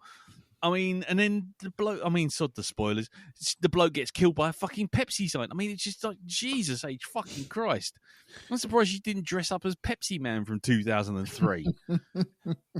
He actually, he went out in a sex accident, didn't he? A very kinky sex accident because he got peed on. Oh, nice. But he's into water sports, folks. So yeah, it was absolutely fucking awful. Can I just say the bit where he died? Right? Okay. Do you know what it reminded me of? Do you remember Waterworld? Right? Yeah. The bit where the bloke drops the thing in the tanker and you see the old bloke at the bottom. He's like, "Oh, thank fuck!" You could see that in his eyes. Sorry, I'm interrupting you, mate. I'm shut up. No, it's okay. That they are my basic grievances: dialogue poorly delivered, special effects poorly done, plot motivation 0, character motivation 0, product placement 100%. And by the way, did you know we're in 2003? Yeah, I think after that, I think it's all down to sort of details. But just fuck me, what a pile of shit! And a second time round, man. Seriously, it's like literally walking out of Guantanamo and going, you know what? I don't think I had enough waterboarding. I'll go back in and see if I can get that other towel wet. There's one room I haven't tried. Yeah. Do you know what? That's that Thomas the Tank Engine music that they play to us 24/7, 365. Do you know what? I think I'll hear it one last time. Go back in. And as for the Spider-Man, not Spider-Man, hey, that's Ben Parker. It's Ben Parker. He's going out. Is it Ben Parker? No, they do say his name is Ben Parker, but then when it gets to because she calls him Ben, and on his badge it says Parker, and then he goes, "Oh, I'm going out with someone. I think it's serious this time. What's her name? That Pepsi sure is tasty. Look out the window." And it's like, fuck off. Anyway, right, your turn, Dal. You filthy fucking degenerate. What did you blindly stumble into and inflict upon us for 2 hours? What did you think of it, without spoilers, as much as you can? There is an episode of The Walking Dead where one of the main cast is captured and stuck in a prison cell, and then played a tune over and over again, right? To slowly drive him fucking bonkers. I say I had a similar experience with it. Yep. Indeed. Wow. Madam Webb, how shall I compare thee to a pile of shit? Do you know what I love in a film? Right?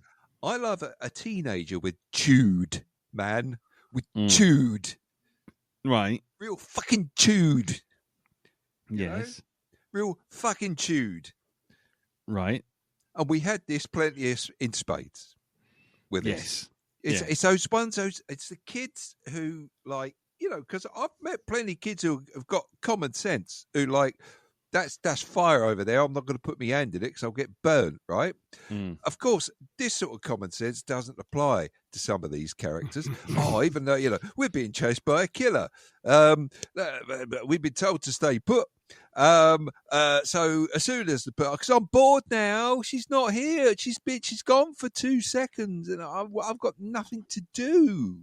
I need to go and do something. Let's walk out and you know, make a real big scene in a pub or something, and then act shocked when shit happens. That's the sort of shitty fucking logic. This is the kind of cliche bollocks that I fucking hate about fucking Sony fucking superhero films. They've only done one fucking superhero film of note, and that was Into the Spider-Verse. Right? And they didn't even really do anything. They just released it. Exactly. They just sat there and went, yeah, sure, we'll put our name on it. Right? This is why their fucking superhero films, right, are like that uncle you don't let fucking kids near when he comes to your gathering, right? That's in the Marvel family. That's what the Sony fucking Spider-Man films are, right? They are the dodgy Sony uncle. turning up. It's Uncle Sony turning up. Oh no! Exactly. It's back from the island. It's that, right? That's what these films are. They will mention the proper MCU in them all the time, but if you go to a proper MCU film, you won't hear a fucking squeak out of them about a Sony film. No, that's it. It doesn't get returned, right? Apart from the one Spider-Man film they did where two of the Spider-Men turned up, but that was it. And then they had scripts written for them that were good and proper, and actually made me like at least one of those Spider-Man a lot more than I did the last time I saw him on film. Right? They actually had somebody who knew what they were doing with a superhero character and actually wrote a proper script for them. Yeah. You know, and properly directed, not just some cheap thing so they can keep the license, because if they don't make a film once every 10 years, they fucking lose it. So we have to churn out some old bullshit to fucking keep the. And this is all this is. It is a fucking cynical way of keeping the name to themselves. Right? They fucking Sony don't even do this sensibly. Right? If I was Sony, I'd go, oh right, okay. So Marvel they want to use Spider-Man in a film. And what they're willing to do is give us all this money for us to do fuck all but let them control it. Fine. Have the character, you can borrow him, do what you need to do with them. We're not really bothered. You just keep the fucking cash coming through the front door, mate. All right? That's what I would do. But no, Sony can't do that, can they? No, they have to do stuff because this is popular. We need to do something with it, right? Because what we need for this franchise is to fucking ruin it. So let's just go out and find a wino on the street to write a fucking script for it. How about that, right? Or I'll tell you what, we'll get a deck of cards, right? Okay, and we'll write a line of text next to each sort of deck of cards, each card in the deck. So like the 10 of diamonds is, I don't know, cliche saying like, I just chucked a snowball into hell. Let's see how long they last. Something like that. And what we'll do is we'll just shuffle the deck and we'll just put the fucking cards down and we'll write the fucking script that way, right? That's what we'll do. What's the biggest fucking pile of old shit cliche you can think of? Write it next to a card. Stick it back into the pack. Let's go for it. Oh, here we go. Las Vegas shuffle. Woof, woof, woof, woof, woof, woof, woof. There's your fucking script, you cunt. Right. And I'll tell you what, let's get someone who's going to deliver, who's supposed to be the title of the film. Let's get them to deliver such a lackluster performance, right? Let's get them to do that, because that's the icing on the cake we fucking need for this. Yeah. Right? Whose voice will get quieter and quieter as the film goes on until by the end of it is actually mumbling. That really bothered you, that bit, didn't it? The voice acting. The voice at the end, everybody's like, hey, so, like, you know, how's blindness sorting you out?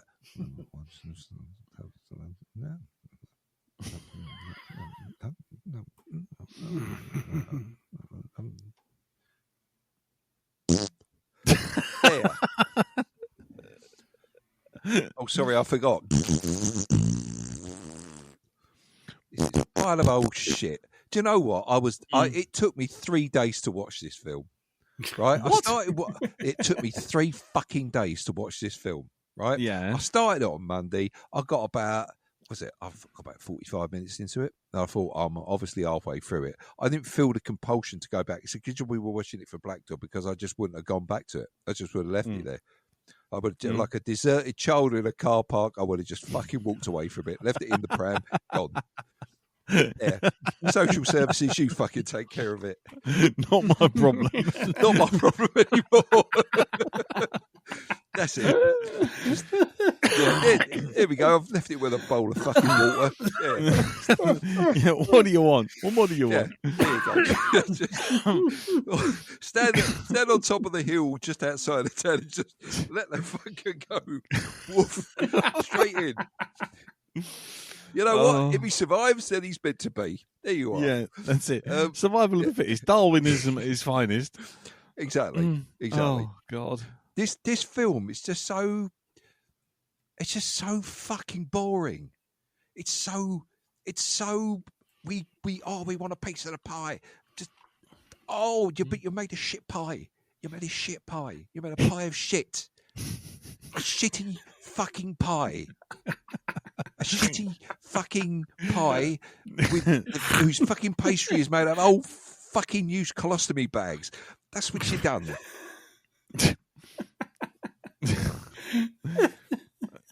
Do you know what? It's like, you know how like you go you try and avoid doing some things in life, right? And you'll do anything but that one thing you're trying to avoid, like take the bins out and shit like that, right? Yeah. This film had me doing that. I dealt with some shit I was wary of dealing with, and this film it gave me a purpose to go and deal with that shit while the film was playing. Right. So I just anything to take my eyes off the screen, to do something, just to not be in the same room as the movie. Yeah, not to be the physical embodiment of it'll be lonely this Christmas by fucking Mud, right? It'll be lonely this Christmas. Now I'm watching Madam Web. It's like, yeah, just that. Just right. Only this Christmas. I can't even talk properly, right? No. This is how this film makes. I've got words, right, and I've got them all wanting to come out of my mouth at the same time, but I can't because I've only got so much space for them, and they'll only come out in a certain stream, and it's just. So on behalf of me and Jim, yeah, what kind of monster do you think would inflict that upon you again? Well, I'm thinking Elton's turn is to come up. So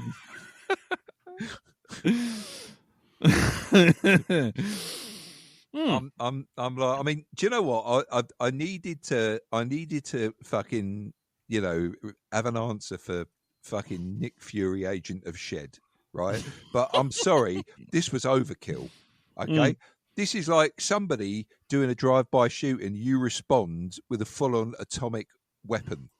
You know, that's what this is. Yeah. Right. Okay. This is trying to swat a fly with a fucking cruise missile. That's what my response was here. I didn't realise the power I had. I'm very sorry. I regret it deeply. Okay. If I'd known it was this bad, right? Because I thought people maybe they'd been a bit over the top with it. But no. Everything they said was true. There is no hype here. No. For how bad this film is. I'm surprised it didn't sweep the boards at the Raspberries and just keep on winning Raspberries every fucking year, even though it didn't come out every fucking year. But its pain should be felt throughout the history of filmmaking. It's like an echo that runs through. It's like a thing. What do they call it when it's something that passes between generations? It's generational. This is it. Yeah. Well, like animals that just come out of the womb and they know what to do. What's that? It's racial memory, isn't it? Yeah, that's it. Yeah, this is it. Yes, this is what this is. This is racial memory, this film. It will echo throughout generations.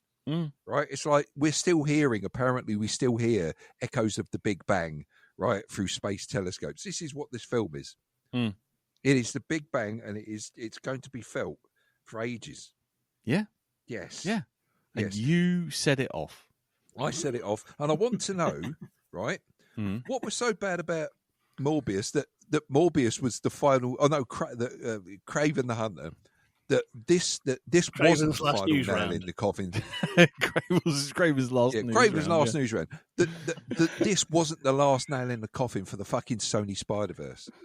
Well, having seen Kraven live action, Having seen Craven, Cravendale the Hunter. Yep. I have seen John Craven's Last News Round. I can honestly tell you that it is worse than this. Fuck off! No way. It genuinely is. Are you fucking kidding? Is that what we're watching next week? Is this what you're doing, Elwyn? Are we watching? Are we watching John Cravendale the Hunter's Last News Round? No, I don't. I don't. If you misquote Billy Piper, no, I don't want to. I mean, I'm going to be honest here. I'm going to be right up front. Right, if anyone picks Craven the Hunter as a film, no, you'll be more than welcome to watch it. I, on the other hand, will read the summation to remind myself of it through Wiki and save myself watching the whole movie again. Do you know what? I've got some Apple copyright messages that I could go through rather than watch that. Then I've got tax reports that I could do. Yeah. When he has a psychic connection link to a buffalo, but the CGI is so bad that its eyes are facing forward, like a human's eyes. Oh God, Jesus Christ. And there's of all the buffalo you can have a connection with, you get the old one. You get the one who looks just fucking crazy. No, you can see what happened, because what happened was he's supposed to have the connection with the alpha buffalo running the herd. That's the alpha buffalo? Yeah, and so what he does is he stands in front of it. He sort of brazens it out as this whole herd of buffalo run at him. He stares it down. But the problem is buffalo have eyes on the side of their head, and it wouldn't work as a shot with him staring down a buffalo. So what the CGI people have done is moved the buffalo's eyes slightly inwards as if it's pointing forward so he can stare it down. And it's just like, what kind of mutant fucking nonsense am I staring at right now? And I wouldn't mind, but the scene doesn't mean anything in the context of the movie, but they linger on it. They fucking linger on this thing. There's overdubbing where a lady clearly says, "What the actual fuck?" and it comes out with, "You mean my ancestors?" And it takes all the bad ideas from Madame Web and it compounds on them, and then it does the same thing as Madame Web, which we will discuss at length, I'm sure, which is the poster and everything that you think you're going to see is in the last 2 minutes of the film. So him wearing his big leopard skin lion costume with all the teeth around his neck and all that, sitting in a big chair made up of skulls and all that stuff. No, he finds that in the loft. He finds that in the loft in the last 2 minutes of the film. The rest of the time, he's living in the Eden Project in the middle of a jungle. But anyway. What's that company that does really shitty fancy dress costumes? You see them on Amazon all the time. Partica. No, it's something like that. You know, it's like they've got a costume. It's got like a pair of trousers that got the boots drawn on it. Yeah. Well, no. There's I'm gonna have to go to Amazon there and look up costumes, because is that what it is? Did he get one of those? Yeah, pretty much. It's terrible. Man. It really is terrible, and you understand exactly why everyone just went, let's make one more Venom movie, get our money back, and then fuck off. Rubies, that's it. Rubies. So has he got a Cheap and Cheerful Rubies costume? Yeah. He's basically got the fur from his cat's brush and just put it around his neck. Anyway, cosplay powers are weak, old man. Right. Okay. Here we go. Spoiler zone now. I'm sure we'll be looking forward to this. Here we go. Shut up, Wesley. Oh, it's too quiet. How about this? Shut up, Wesley. That's better. Oh, that's even better. Shut up, Wesley. Put your helmet on. We'll be reaching speeds of 3. Shut up, Wesley. You can tell I haven't pressed all the buttons right for a while. Put your helmet on. We'll be reaching speeds of 3. Oh, Oh, that still works. Right. Hey, what about this button? Shut up, Wesley. Yes, it does still work. Right, brilliant. Okay, so here's the spoiler zone. As ever, I've not made a jingle. One day I'll make a jingle. If somebody wants to make a jingle for the spoiler zone, go for it. There you go. That'll give you something to do over Christmas when you're not glaring at your family over a dried out turkey that nobody wants to eat. Looking forward to Christmas then, yeah? Yeah, absolutely. Absolutely. Right. Okay. Spoiler training wheels are off. Who wants to go first? I'm not even going to ask her questions because I just got a list of grievances. And I feel like that's all I want to do. I just want to get them off my chest and then go home. And you guys can all just fight over the scraps, and we can just turn the lights off. Can I start with the glaring problem with this movie? Okay. Everything? Yes. Apart from everything, the bad guy, Ezekiel. Yeah. Yes, whose name we don't really find out until about 90 minutes in. Yeah, go on. So he's there to kill 3 girls because they cause him problems later on. In the future, yes. Does he not know how time travel works and time stuff works? Because what cause and effect? Yeah, no, he's got no idea of that whatsoever. Why do they want to kill you, Ezekiel? If he'd done fuck all, then this movie would never have happened at all. Mm-hmm. Yep. Because the 3 girls, they didn't even know each other, did they? No. Nope. Until they had that over bombastic scene on the train where it just went on forever. Oh yeah, ever. It's still going on now. It's a cinema. They're still recording it. They're still sat there filming it. Yeah, hold on. She's taking her coat off. Record, rewind. Yeah. Then she's speaking to the guy across the road. Oh, rewind. It wouldn't stop. I think half this movie is on that train, and yet it's if he hadn't have tried to kill the girls that didn't know each other, then that would not have happened. Nope.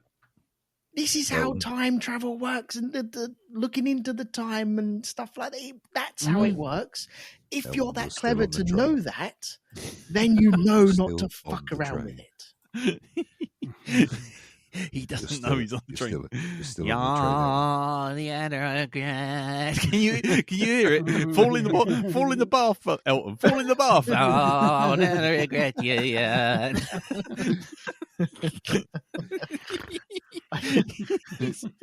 Mind the doors. Mind the doors. While Darren's dancing around in a corridor. Yeah, he's still asleep. Quick, play some Hans Zimmer.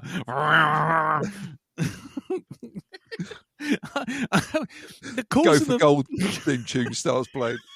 Wrong one. The thing with that train scene, which is even more ridiculous, the fact that it not only does it repeat over and over and over and over again, but it all comes about because there's an NSA CIA supercomputer that manages to get the faces of these 3 women out of his dreams. Get out of my dreams. That's the David Hasselhoff connection, isn't it? Into my train car. Yeah, they come out of his dreams, and not only that, they look photoreal out of his dreams, and then aged backwards to look like the people who are wandering around the fucking Grand Central Station. It's like, how do you even know what they look like? Shut up, that's why. How? How does the computer even know? How has nobody noticed this computer gone missing? It's magic, isn't it? You start science and shit. Yeah. That'll do it. Yeah, how the computers work? I don't fucking know. Just put one in there. Yeah. Fucking, high five all round. Yeah. I mean, taking your idea a little further, Elton. Yeah. Mm-hmm. Old anonymous EMT bloke who got in the car and then got sideswiped by a lorry. Yes. If she hadn't stopped him, he would have left earlier. And wouldn't have got sideswiped. It's all her fault. Everything's her fault. Everything's her fault. You've done fucked up. Yeah. I was going to bring this up later, but we're here now on that crash. So yes. That crash, that ambulance got struck at such a speed, didn't it? Yes. When you zoom out of that map and you see like the aftermath of all the crap that's gone on, there's a big river next to where that crash happened. And you have to ask the question, where was that fucking truck going? Where was it going? It bunny hopped the Hudson. That's what it did. It was tearing down there. Where are you going, mate? There's a river there. It makes no sense. Nick Kershaw, there's a tree by a river and a hole in the ground. Where an old EMT goes around and around. Have you ever done that with your mates, Elton? You know when you set up like a little wooden ramp and you've jumped stuff on your bike? That's what they were doing with the truck. He was like, go on then. Yeah, wait. Let's do it. Just too good, old boy. I've got a theory anyway, right? I think I've figured it out, right? I think what we've actually seen here, right? This film would have been like 45 minutes long. Okay, if it had actually been filmed properly, what you were seeing is you were seeing the live editing reactions to the test audiences. And by the time they finished it, they'd spent so much fucking money on this. I thought, I can't be bothered to edit. We've run out of we haven't got an editor, so we've got to keep all that shit in there. Yeah, just put in some shit about her having some time powers or some bollocks like that. Put that in there, just release it. We'll say that's the movie. Oh, okay. All right, yeah. So this is so they didn't like that. So all right, rewind it, rewind. That's it. Yeah, okay. Do it again. Did they like that bit?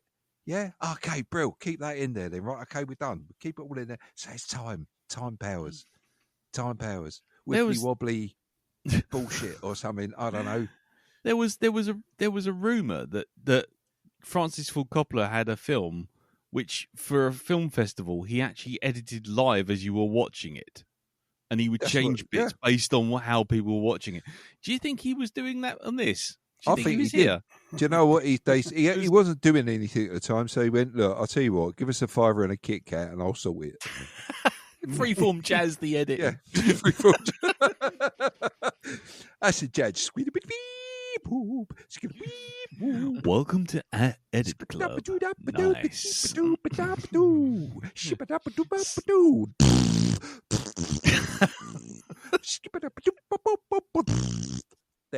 There you go. Summed it up. That's a musical representation. That's it. We're doing it by the medium of dance. If you're going to do it through the medium of dance, what you have to do is you have to always start standing on your head and then turn over to be the right way up. Because the amount of times the camera fucking did that drove me mental. And sorry, I'm doing it again. I'm taking over. Jim, God, throw something in the pot. Well, I was watching with Teresa, who hadn't suffered this before. And that was that kind of got me through in a way because I was watching her reactions as much as the film. There's a couple therapy going when it began, she's kind of looking at me, kind of like, this isn't too bad. But by about the half-hour mark, the eyes have started rolling. And, she had so many questions. She turned to me, she's like, why, Jim? Why? So she said, no, early on, she said, is that it? He just wants to kill 3 girls. I said, yep, that's it. She said, isn't that a bit low-powered? Well, yeah, it is really. Not only slightly creepy. But, he is such a piss poor baddie. But he's not set up to be anything. You know what I mean? He's kind of like, I've got some spider powers, but why? You don't have a bigger plan. He's a good villain for like the end of Act 1. for Madam Web and the girls to slam dunk on to earn their stripes, and then you move on to a bigger baddie, a proper one. You know what I mean? And really, the film should end not with a flash forward to the future, but the film should end with them all being Spider Women and her being Madam Web. But oh God, no! It's kind of the worst kind of sort of origin story where it's kind of we don't actually see the origin. No. It's just all pissing around. And the origin's still going to happen in God knows how many years. And as for the timeline, it's kind of, I mean, apart from the ham-fisted, listen, this is Britney Spears' new one. This is brand new. You wouldn't know it's 2003. There is no sense of time whatsoever. No. The computer is completely anachronistic. And if it was hacking into online security cameras, they wouldn't see fuck all in 2003. It was all old school CCTV. People didn't have internet enabled cameras. You know what I mean? It's utter bollocks. Yep. There's also this thing kind of like, oh, this guy's called, Ben Parker. And I know who Ben Parker is, but the average audience member, I had to tell Teresa because she said, what's all that business with the baby? I said, oh, that's Spider-Man being born. And she said, fucking really? Yeah. And it's like, well, if you're going to do that, at least fucking spell it out. You know what I mean? Make it mean something. It's just chucked in there, then forgotten. Yeah. And there's so much, they don't even tell you what superheroes these girls are going to become. No. You know what I mean? I know the Spider-Man continuity is a bit tortuous at the best of times. Yep. With kind of like, there's more people being Spider-Woman than there's been in the fucking Fall. But, I mean, but even so, you needed, a sense of what the importance of the future was, which you just don't get. And it's just kind of, you fucking join some dots, you useless cunts. Just, But honestly, it's just so interminable. It's just this thing floating around like, there's this spider cult. They've got Spider-Man powers. Does that have anything to do with Spider-Man? Will we learn what that's got to do with Spider-Man? Built that wrong. Will we fuck? No. Will we fuck? You know what I mean? It's kind of someone just been holding up a sign saying insert Wikipedia search here so you can work out who these people are, what relation they are to Spider-Man, what relevance it all has. Yep. And you know what I mean? It's kind of, and when's he going to die? And when do they become Spider-Women? We just don't know. And the film doesn't know. And we don't care as a consequence.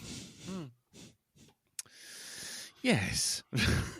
I mean, that is the problem, isn't it? There's nothing to connect it and make us invested in any of it. And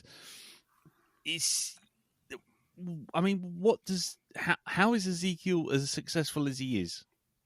Why is he as successful as he is? What is he gaining? What nefarious stuff is he doing? All we know is that he shot Cassie's mum at the beginning of the film to get the spider. Oh, that was awful. You see that person in the background slowly running away?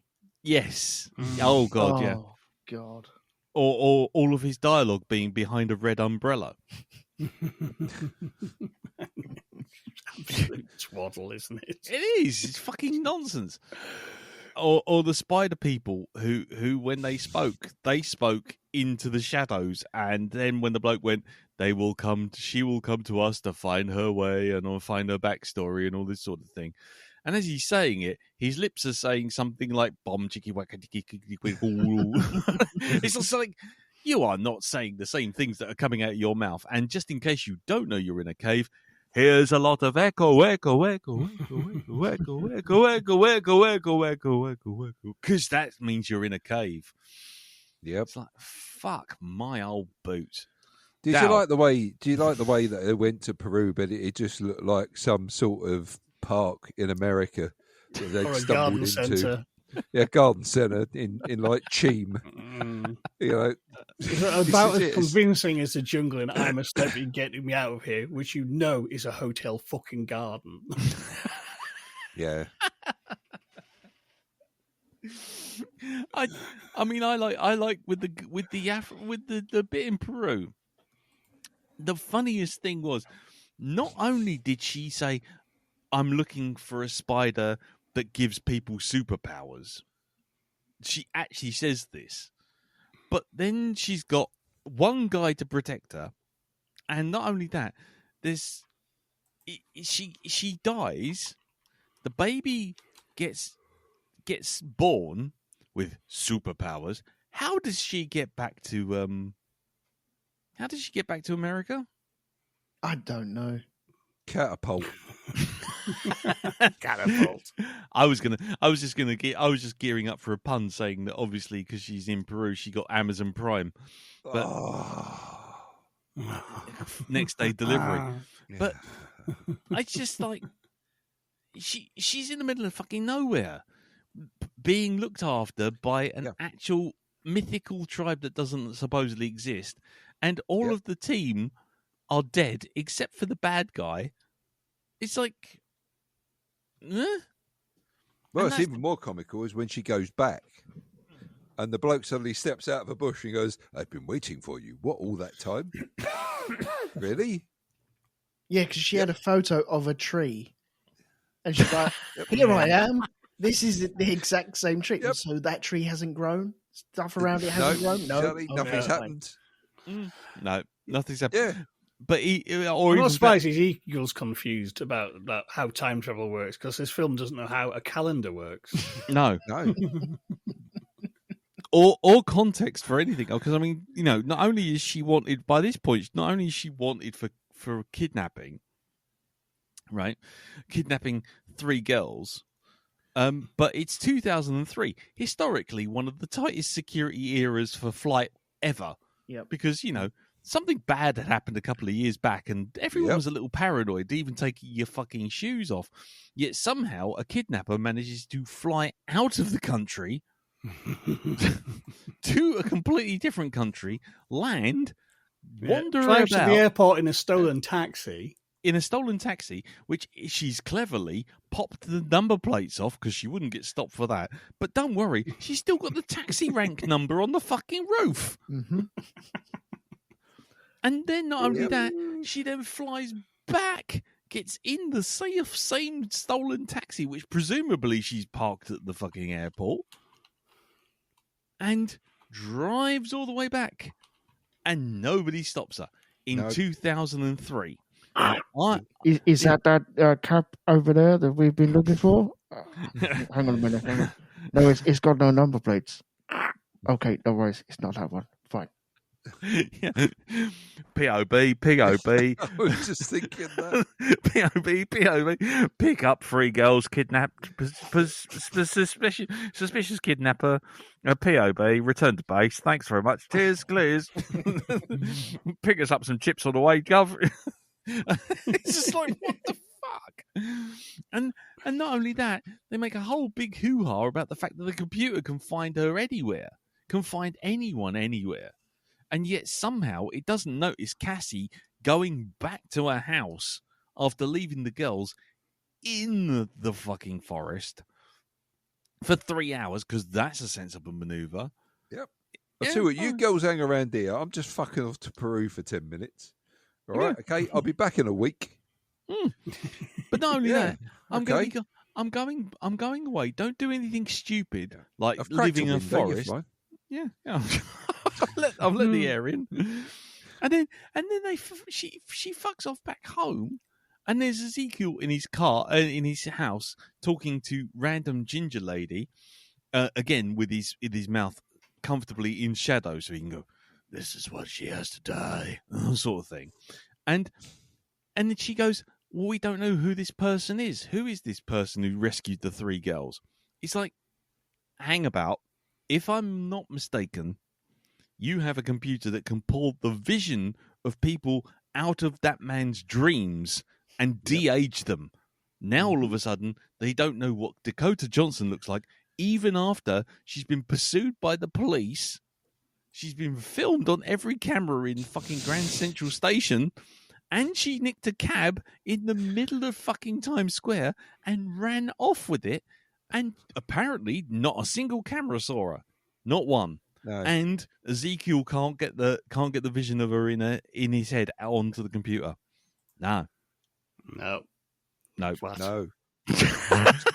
Shut up. That's why. I've actually thought of a new name for this film now. There's no way you can get all that fucking curly sub-afro hair nonsense he had going on under that spider mask. No, absolutely not. No. That would It's have like been the quite old Mission freaky, though. Impossible where someone's got a rubble mask and they pull it off and their head's an entirely different size. Yep. Oh God. The fact that she's a person who helps people for a living, and as soon as she gets the girls and rescues them, she goes, "Oh, I don't want any of this shit. I'm going to drop you off at your parents." Like, yep. You've just seen a man walk on the fucking ceiling. You think your parents might be able to handle this? Oh no, no, none of that. No, none of that. Dakota Johnson's actual performance in it, though, and along with everyone else. But I think more for her, I don't know whether she was told to play this very straight-laced person, but it's as if every rehearsal was recorded. It's like the rehearsal, because they do the rehearsals, don't they, of the scene. They go through it, and so we know what we're doing. And she's like, okay, let's do the rehearsal. And they're like, yeah, great, just amp that up a little bit. And she's like, okay, and forgets that. And just does the exactly same real timid movements constantly. And you're like, why are you in this movie? I don't understand. Yeah. I've seen her in a film called The Materialist, and I thought she was all right in that. And I was expecting that to be bloody awful because it's so cliched, it's not even funny. But I tell you what it reminded me of. It reminded me of the Father Ted Eurovision episode. where it's like she was probably freeforming it, like the scene when the girl with Tude sticks her finger up while they're driving the ambulance, and she just goes, and she actually says, who'd flip off an ambulance? Who does that? And that's over there. Yeah, exactly. And it feels like that was there, and they went, brilliant, use that. But the rest of it feels like there's someone on a microphone, on a megaphone, just off a set going, just say the fucking lines. It's like, it's like, it's just, she's like, I could give it a bit of nuance here, and why would I do this? And it's like, Dakota, just say the fucking lines. Dakota, use your outside voice, okay? Yes. Can you make it so that it's not just small woodland creatures that can hear what you're fucking saying and all? Jesus fucking H Christ. No, we can't turn up the volume on this because as soon as somebody else speaks, it'll fucking kill everyone else in the fucking... They'll die of heart attack. So as they slowly move into the TV, putting their ear to the speaker, and fucking that's it. It's going to be like blood out the nose and everything. Oh, yeah. So fucking quiet. But dialogue that says things like, believe me, it's a good thing you have no idea that today was the day you were going to die. It's like, what? Who even writes that? Yeah. Go on. When Ezekiel... Did you just put your hand into a bag of Scrabble letters and just fucking throw it up onto the table and went, there you go. It's my bag of wisdom. Look, here we go. Look at this. I'll give it a shake up, shall I? There we are. Yeah. Fucking hellfire. Oh dear. Oh God, I'm getting shades of fucking superhero film with Ben Stiller in it. But what's that one? Ben Stiller? Where he plays Mr. Angry. Oh, Mystery Men. Mystery Men, right? This bloke here, he's the Sphinx. The Sphinx. He is the Sphinx. Yes. Yeah. But it's to find oneself first. One has to have a self to find. Yes. Fucking hell. Yeah. And of course, we have the Spider-Man with great power comes great responsibility. No, we didn't. No, we didn't. We have when you take on the responsibility, great power will come. Yes. Fuck off. We go Yoda on this one, okay? So how can we Yoda this line? Copy my homework, but don't make it look like you copied my homework. Yeah. No, sorry, they Flight of the Concorded it, right? Whereas it's like you can recognise the line, you know where it comes from, but it doesn't sound like it. So it's like is in space. Exactly, right? Yep. What you doing up there, man? Is it political, David Bowie? do you have a single space, or do you have several changes?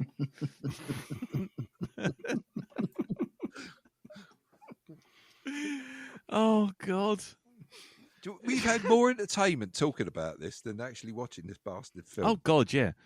Okay, I mean... and just I have a new title for it. Okay, it's not. We shall now be knowing it as Madam Webinar that could have been an email. There we go. Definitely. I mean, Elton. Elton.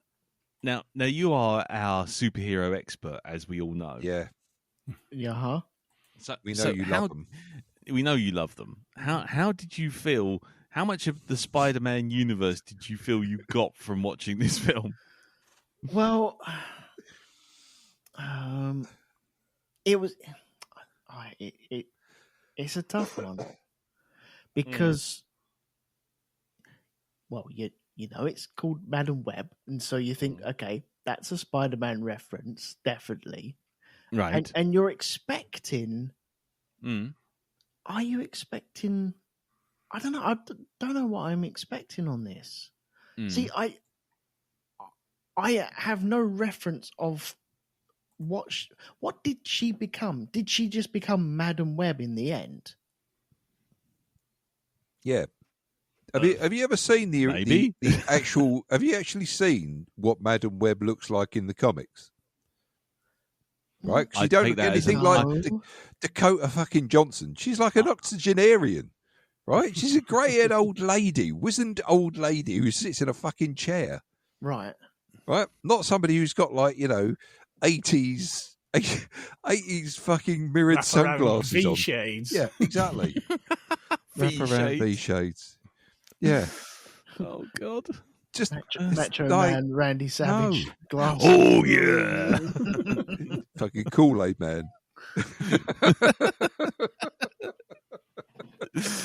But I can see the references because the bad guy was dressed up like not Spider-Man. Yeah, so we call him not Spider-Man. He's actually a proper sort of villain. See, it annoys me because if you got that guy, then was Spider-Man riffing on him for his suit? No. So why does he look so much like Spider-Man? Don't say that. Don't say that, Owen, please. Just don't. Don't give them the producers of this film are listening to this, and if they ever do an interview in the future, they're going to fucking use your stuff. You know that. They're not even going to pay you for it. They'll just use what you just said. Oh yeah, that's fucking good. Yeah, let's pretend that happened. Oh yeah. Thanks. You've just given them ideas. You've just put it out in the world, Elton. Just put it out there now. It's in a parallel dimension somewhere. That's actually happened. You've created that now. Well done. Well done. There you go. Slow clap. There we go. Well I love the fact that you're shaming Elton when you made us fucking watch this piece of shit. Hey, and we warned you repeatedly. I'm just following today's modern political process. If you fuck up, try and make it look like somebody else has fucked up more than you have to divert their attention from you to them. Smart. Yeah, smart. See, I got the noodles, man, for this. I really have. I know what I'm doing. Yeah. Oh God! I was in Shaun of the Dead, don't you know? Anyway, well, you and about 1,000 others. Yeah, exactly. But I was there. I'm doing a convention next week. Hands on me number 275. Oh yes, it is true. I did go for a piss with Simon Pegg. Yeah. I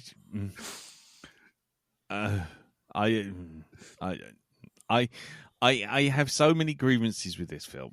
I don't know if I'd actually stop if I really did start going through it one at a time. I started writing them down because I knew where they were from last time, and I think I got to about halfway through the film and my phone ran out of battery out of protest because I was taking it down on notes.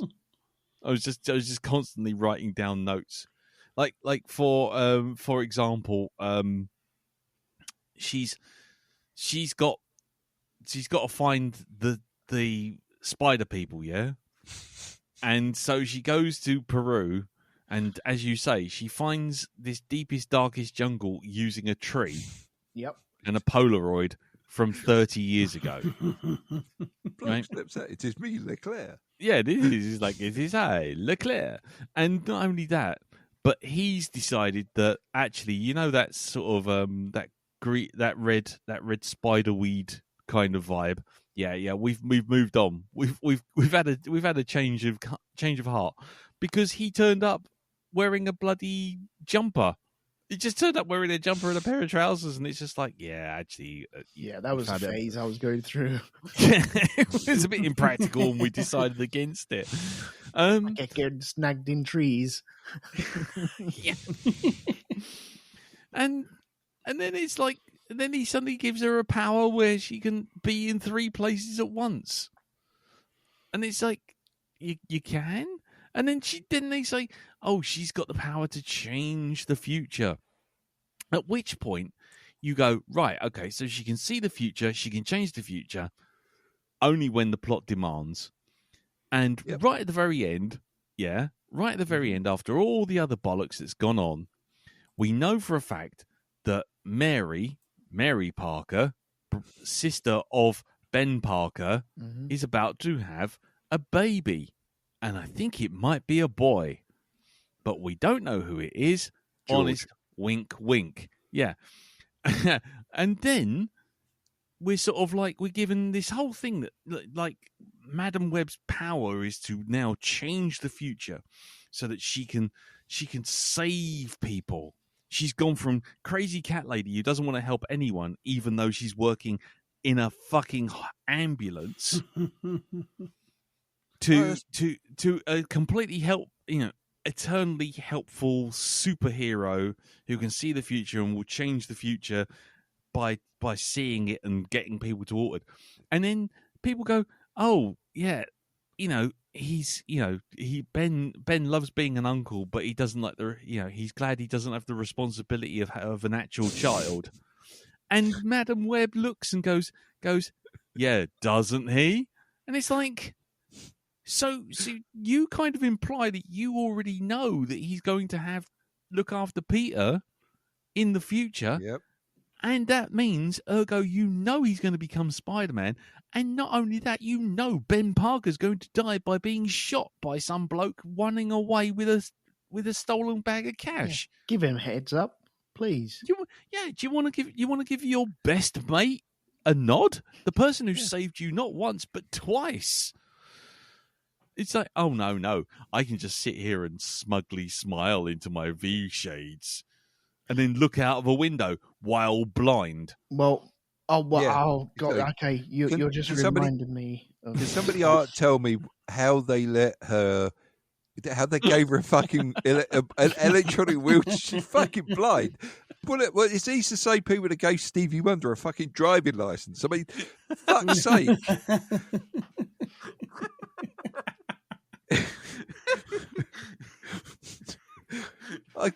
I just called to say, staring in the wrong fucking direction. You're going the wrong way. I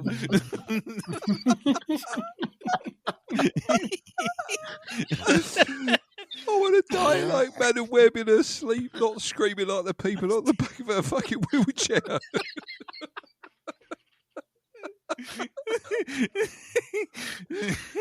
Fucking hell.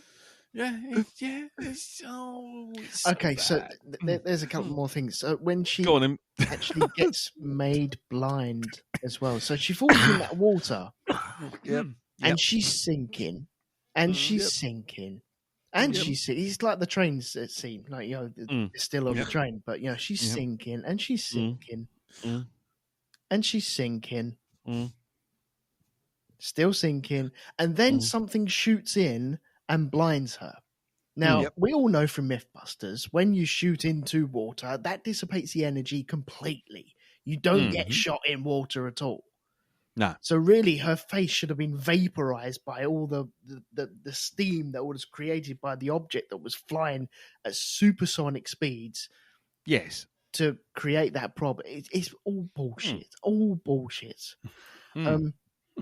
Also, Ben, as well, number one, he let her get in the back of that cab and nobody holding, was it the back of the cab? Back of the car that had turned over on the bridge. Nobody holding the back of that thing. And he just pulled that person out. I'll be fine. And then it tips over. He's like, oh, no. Oh, I've made a terrible mistake. Yeah. But he's like the hero. He comes down and it's really bad Eddie, and all of a sudden they're out on the side and he's saved her. But when the pregnancy happens and his sister goes into labor, he starts faffing around. He's like, oh, and he becomes like a jumbled mess. Yeah. There's no consistency in his character whatsoever, even though it was as interesting as a blank piece of paper. Well, that's because he didn't have his emotional support can of Pepsi. That's the problem. That's true, yeah. Once you have your emotional support can of Pepsi, you are sorted. Once you're holding it and just idly thumbing the top of it, you're fine.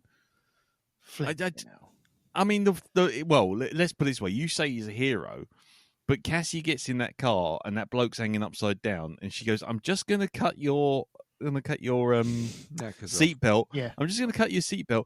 Ben here, my partner Ben here, will catch you. And she cuts it, and the bloke just goes flump like a fucking sack of shit. And then Ben just drags him.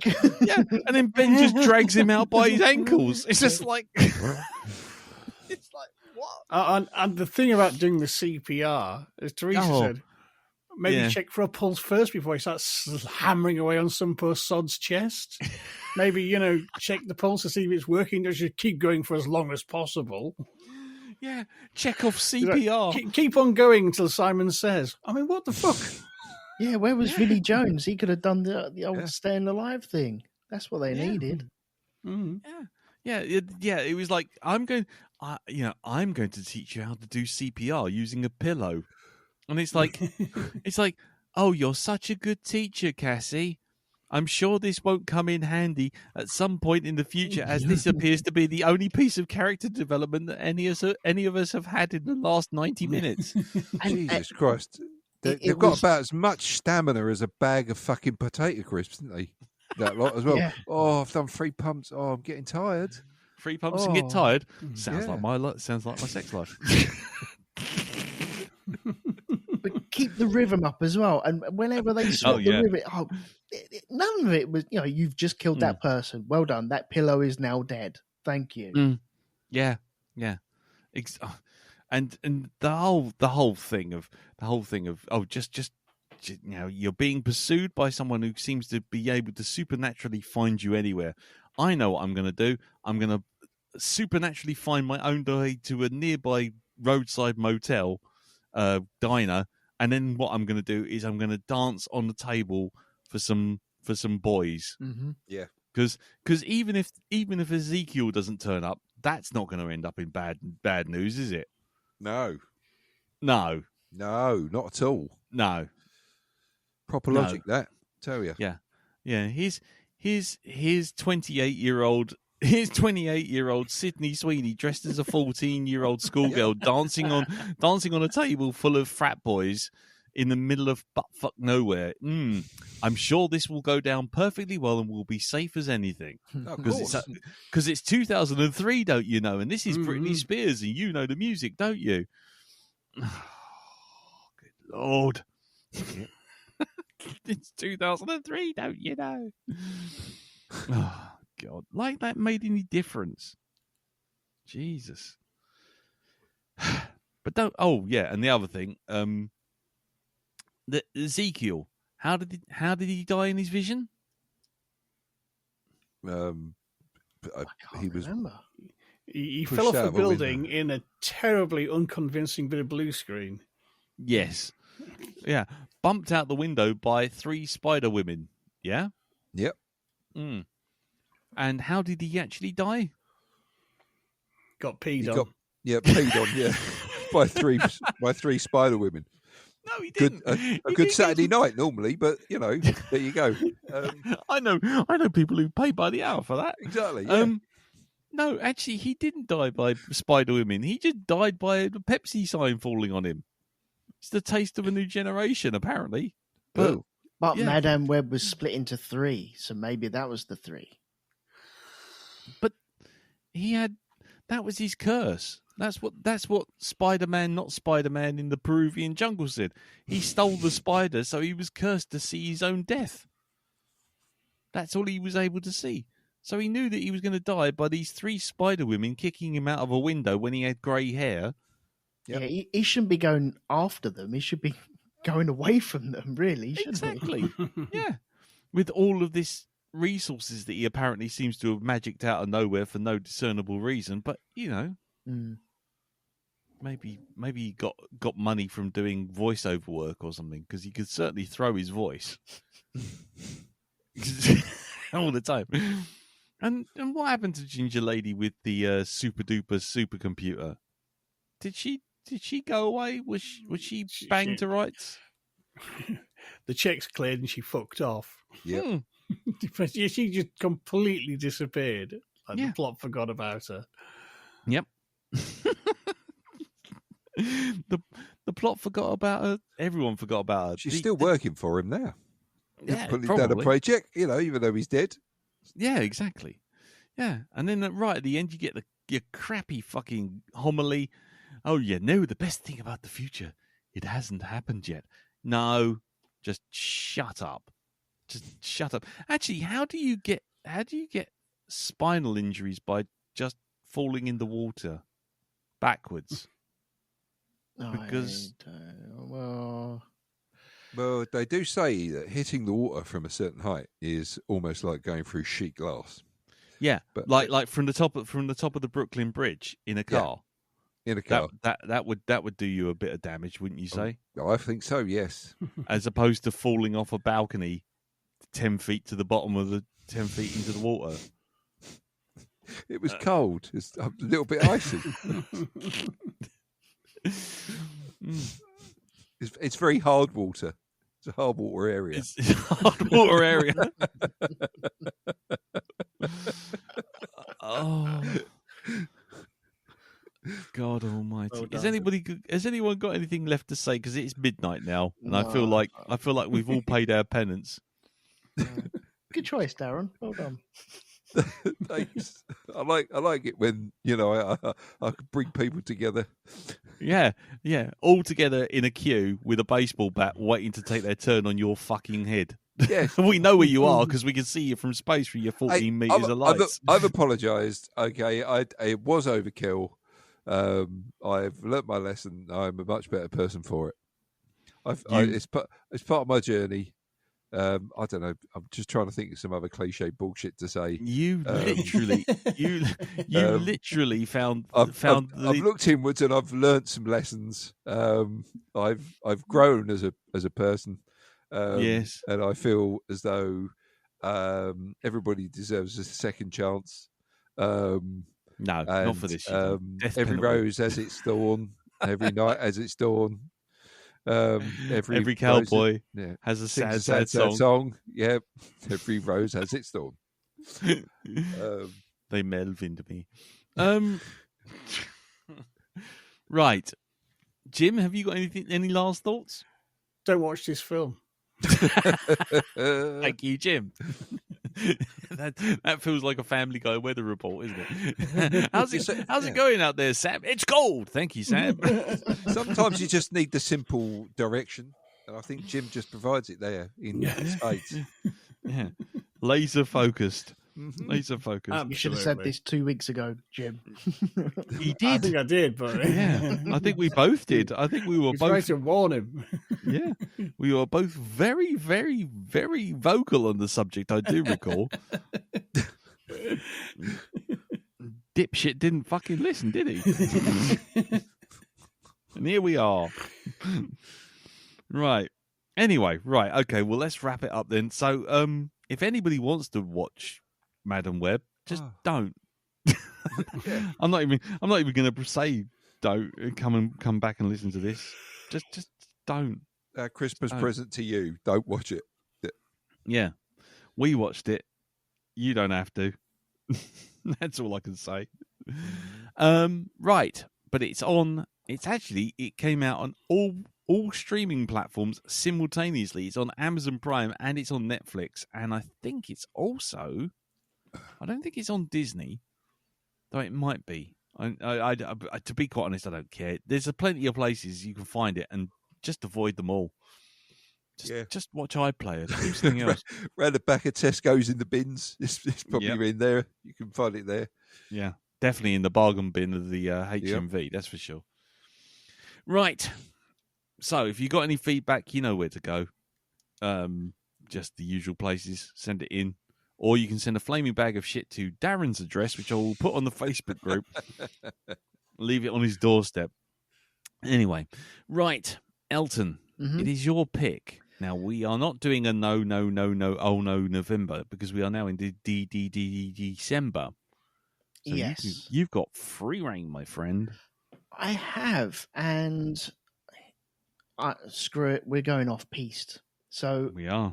Ever since we came back to do Black Dog 2.0, we've been very careful and trying to keep to streaming services.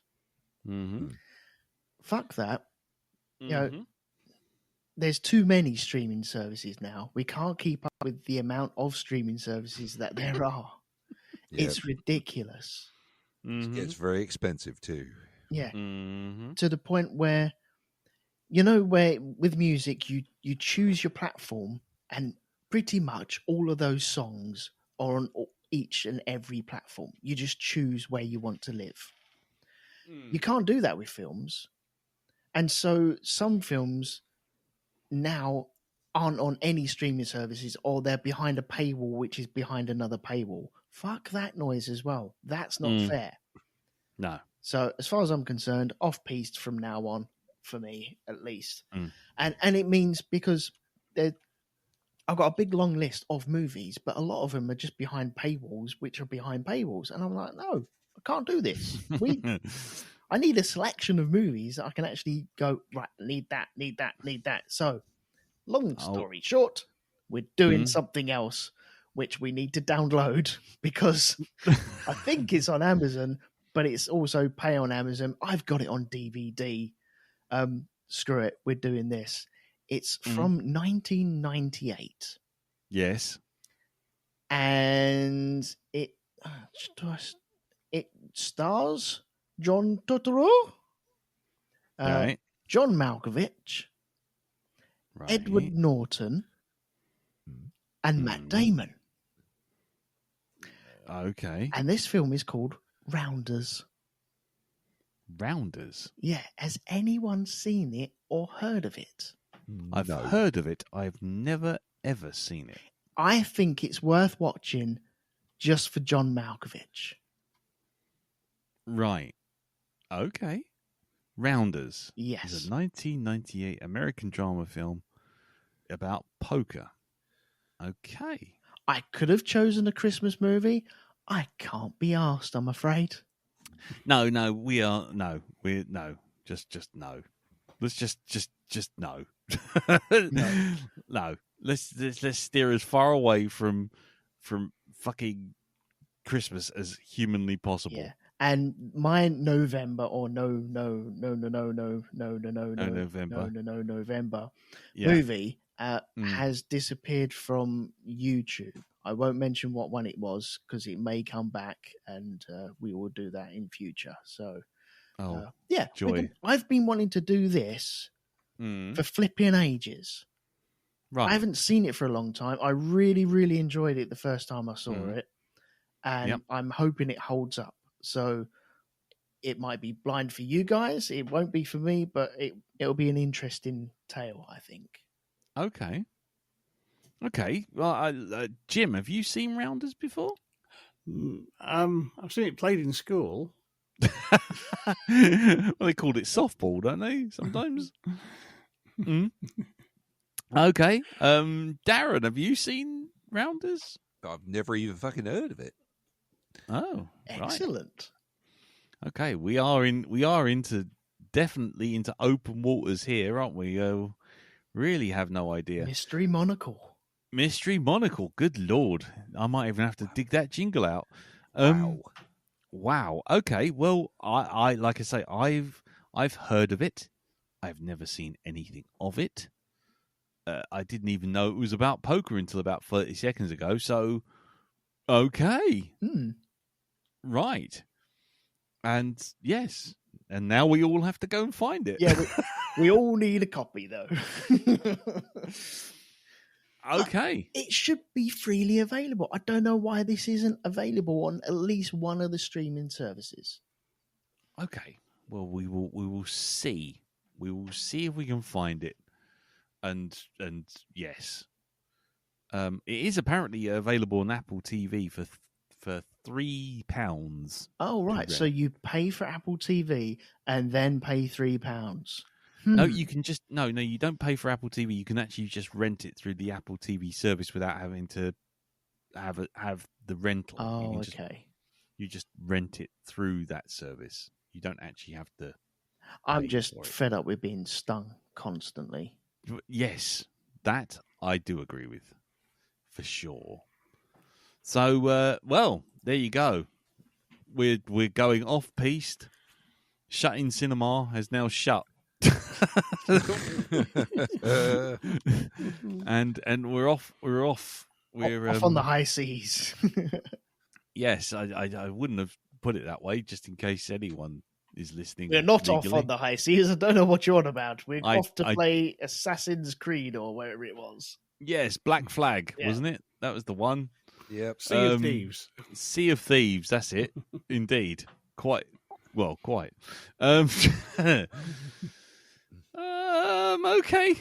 Cool.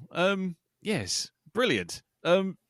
Right. We'll see what we can find. We can see how we find this, and you could probably go down to CEX and buy it for £1. That's very true. That is very true. Computer Exchange, get it for fuck all, 50p. In fact, I'll tell you what. For checking's sake, for consumer checking, go to Computer Exchange, and if I go, guys, yep, it's on YouTube. Are you sure? I'm just looking at it right now. Oh, there you go. Does it actually play the movie, or just stretch out the 20th Century Fox logo for like 2 hours? It's the film. Oh, wait, no, it's not. No, coming away from that now. It's somebody talking over the top of it, giving a fucking review of it. Yeah, well, it's available.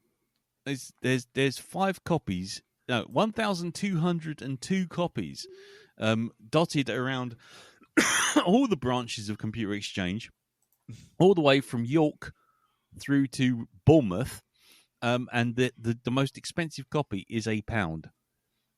Cool. So there you go. So it is available somewhere. Yes.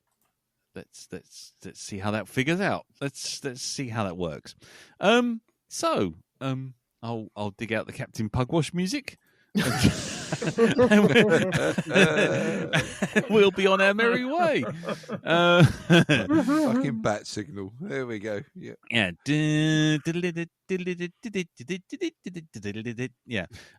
So let's wrap it up then. We'll be back next week for Rounders, which will be on the 9th, Tuesday the 9th. We'll be doing that. So let's go to the what's it? The Pimp's Corner.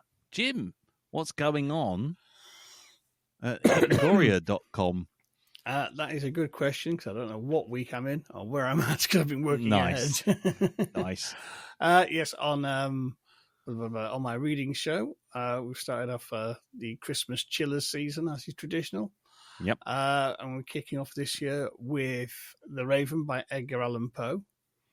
which is actually a Christmas ghost story. As the poem says, it takes place in a bleak December. So nice.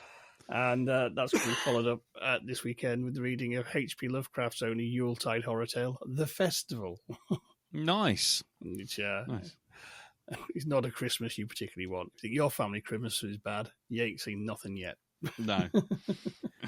and it's worth mentioning that The Raven is the prequel to Madam Web's opening the window to the pigeon coming in.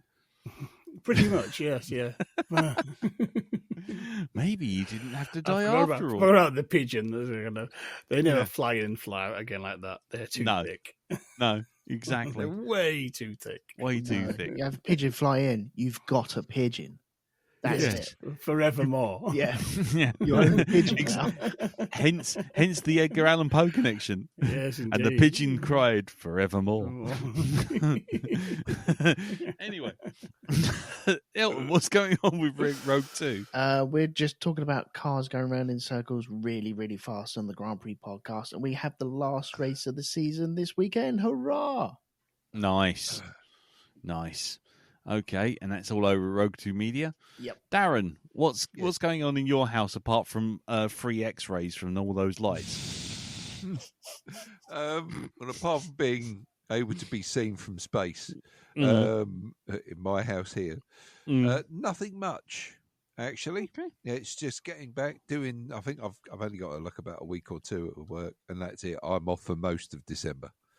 Nice. So saved up all my holiday and went, yep, thank you very much. Fuck it. Nice. Good work. Cool. There we go. Well, there you go. You won't see anything from me apart from this. I'm not really inhabiting Facebook anymore, so apologies for that. Well, actually, I'm not apologising. I fucking hate Facebook at the moment. Adfield bloatware that it is. And I am mainly inhabiting the world of Blue Sky. I have just finished Xenovember, so there is about 31 drawings of random boobies and willies all tied together in biomechanical horrors. You can find those by going to cartoonbeardy.bsky.social. And yeah, I'm sure I'll start doing other stuff on there. And like I say, I will post up the link to the video game, the silly little video game thing that I helped make. I did help make. I'll put that on the Facebook group. Please be clean with the three letter sort of leaderboard, because you will get your score scrubbed if it has bad words, because we have a thing checking it for bad words. Okay. So there. You can't type in bum, it will get rid of it. You can't type in arse, I know that, I tried. And you can't type in arse using fives either. I also tried. So, yes, it's not a challenge. Just don't do it. You won't get far. Right. So, that's it. So, thank you, Jim. Thank you, Darren. Thank you, Elton. Thank you all for listening. And God have mercy on your soul if you watch Madam Web now after all of this. Until next time, when you join us for Rounders, take care. See you soon. Tatty bye. Bye-bye. Bye-bye. Ta-da.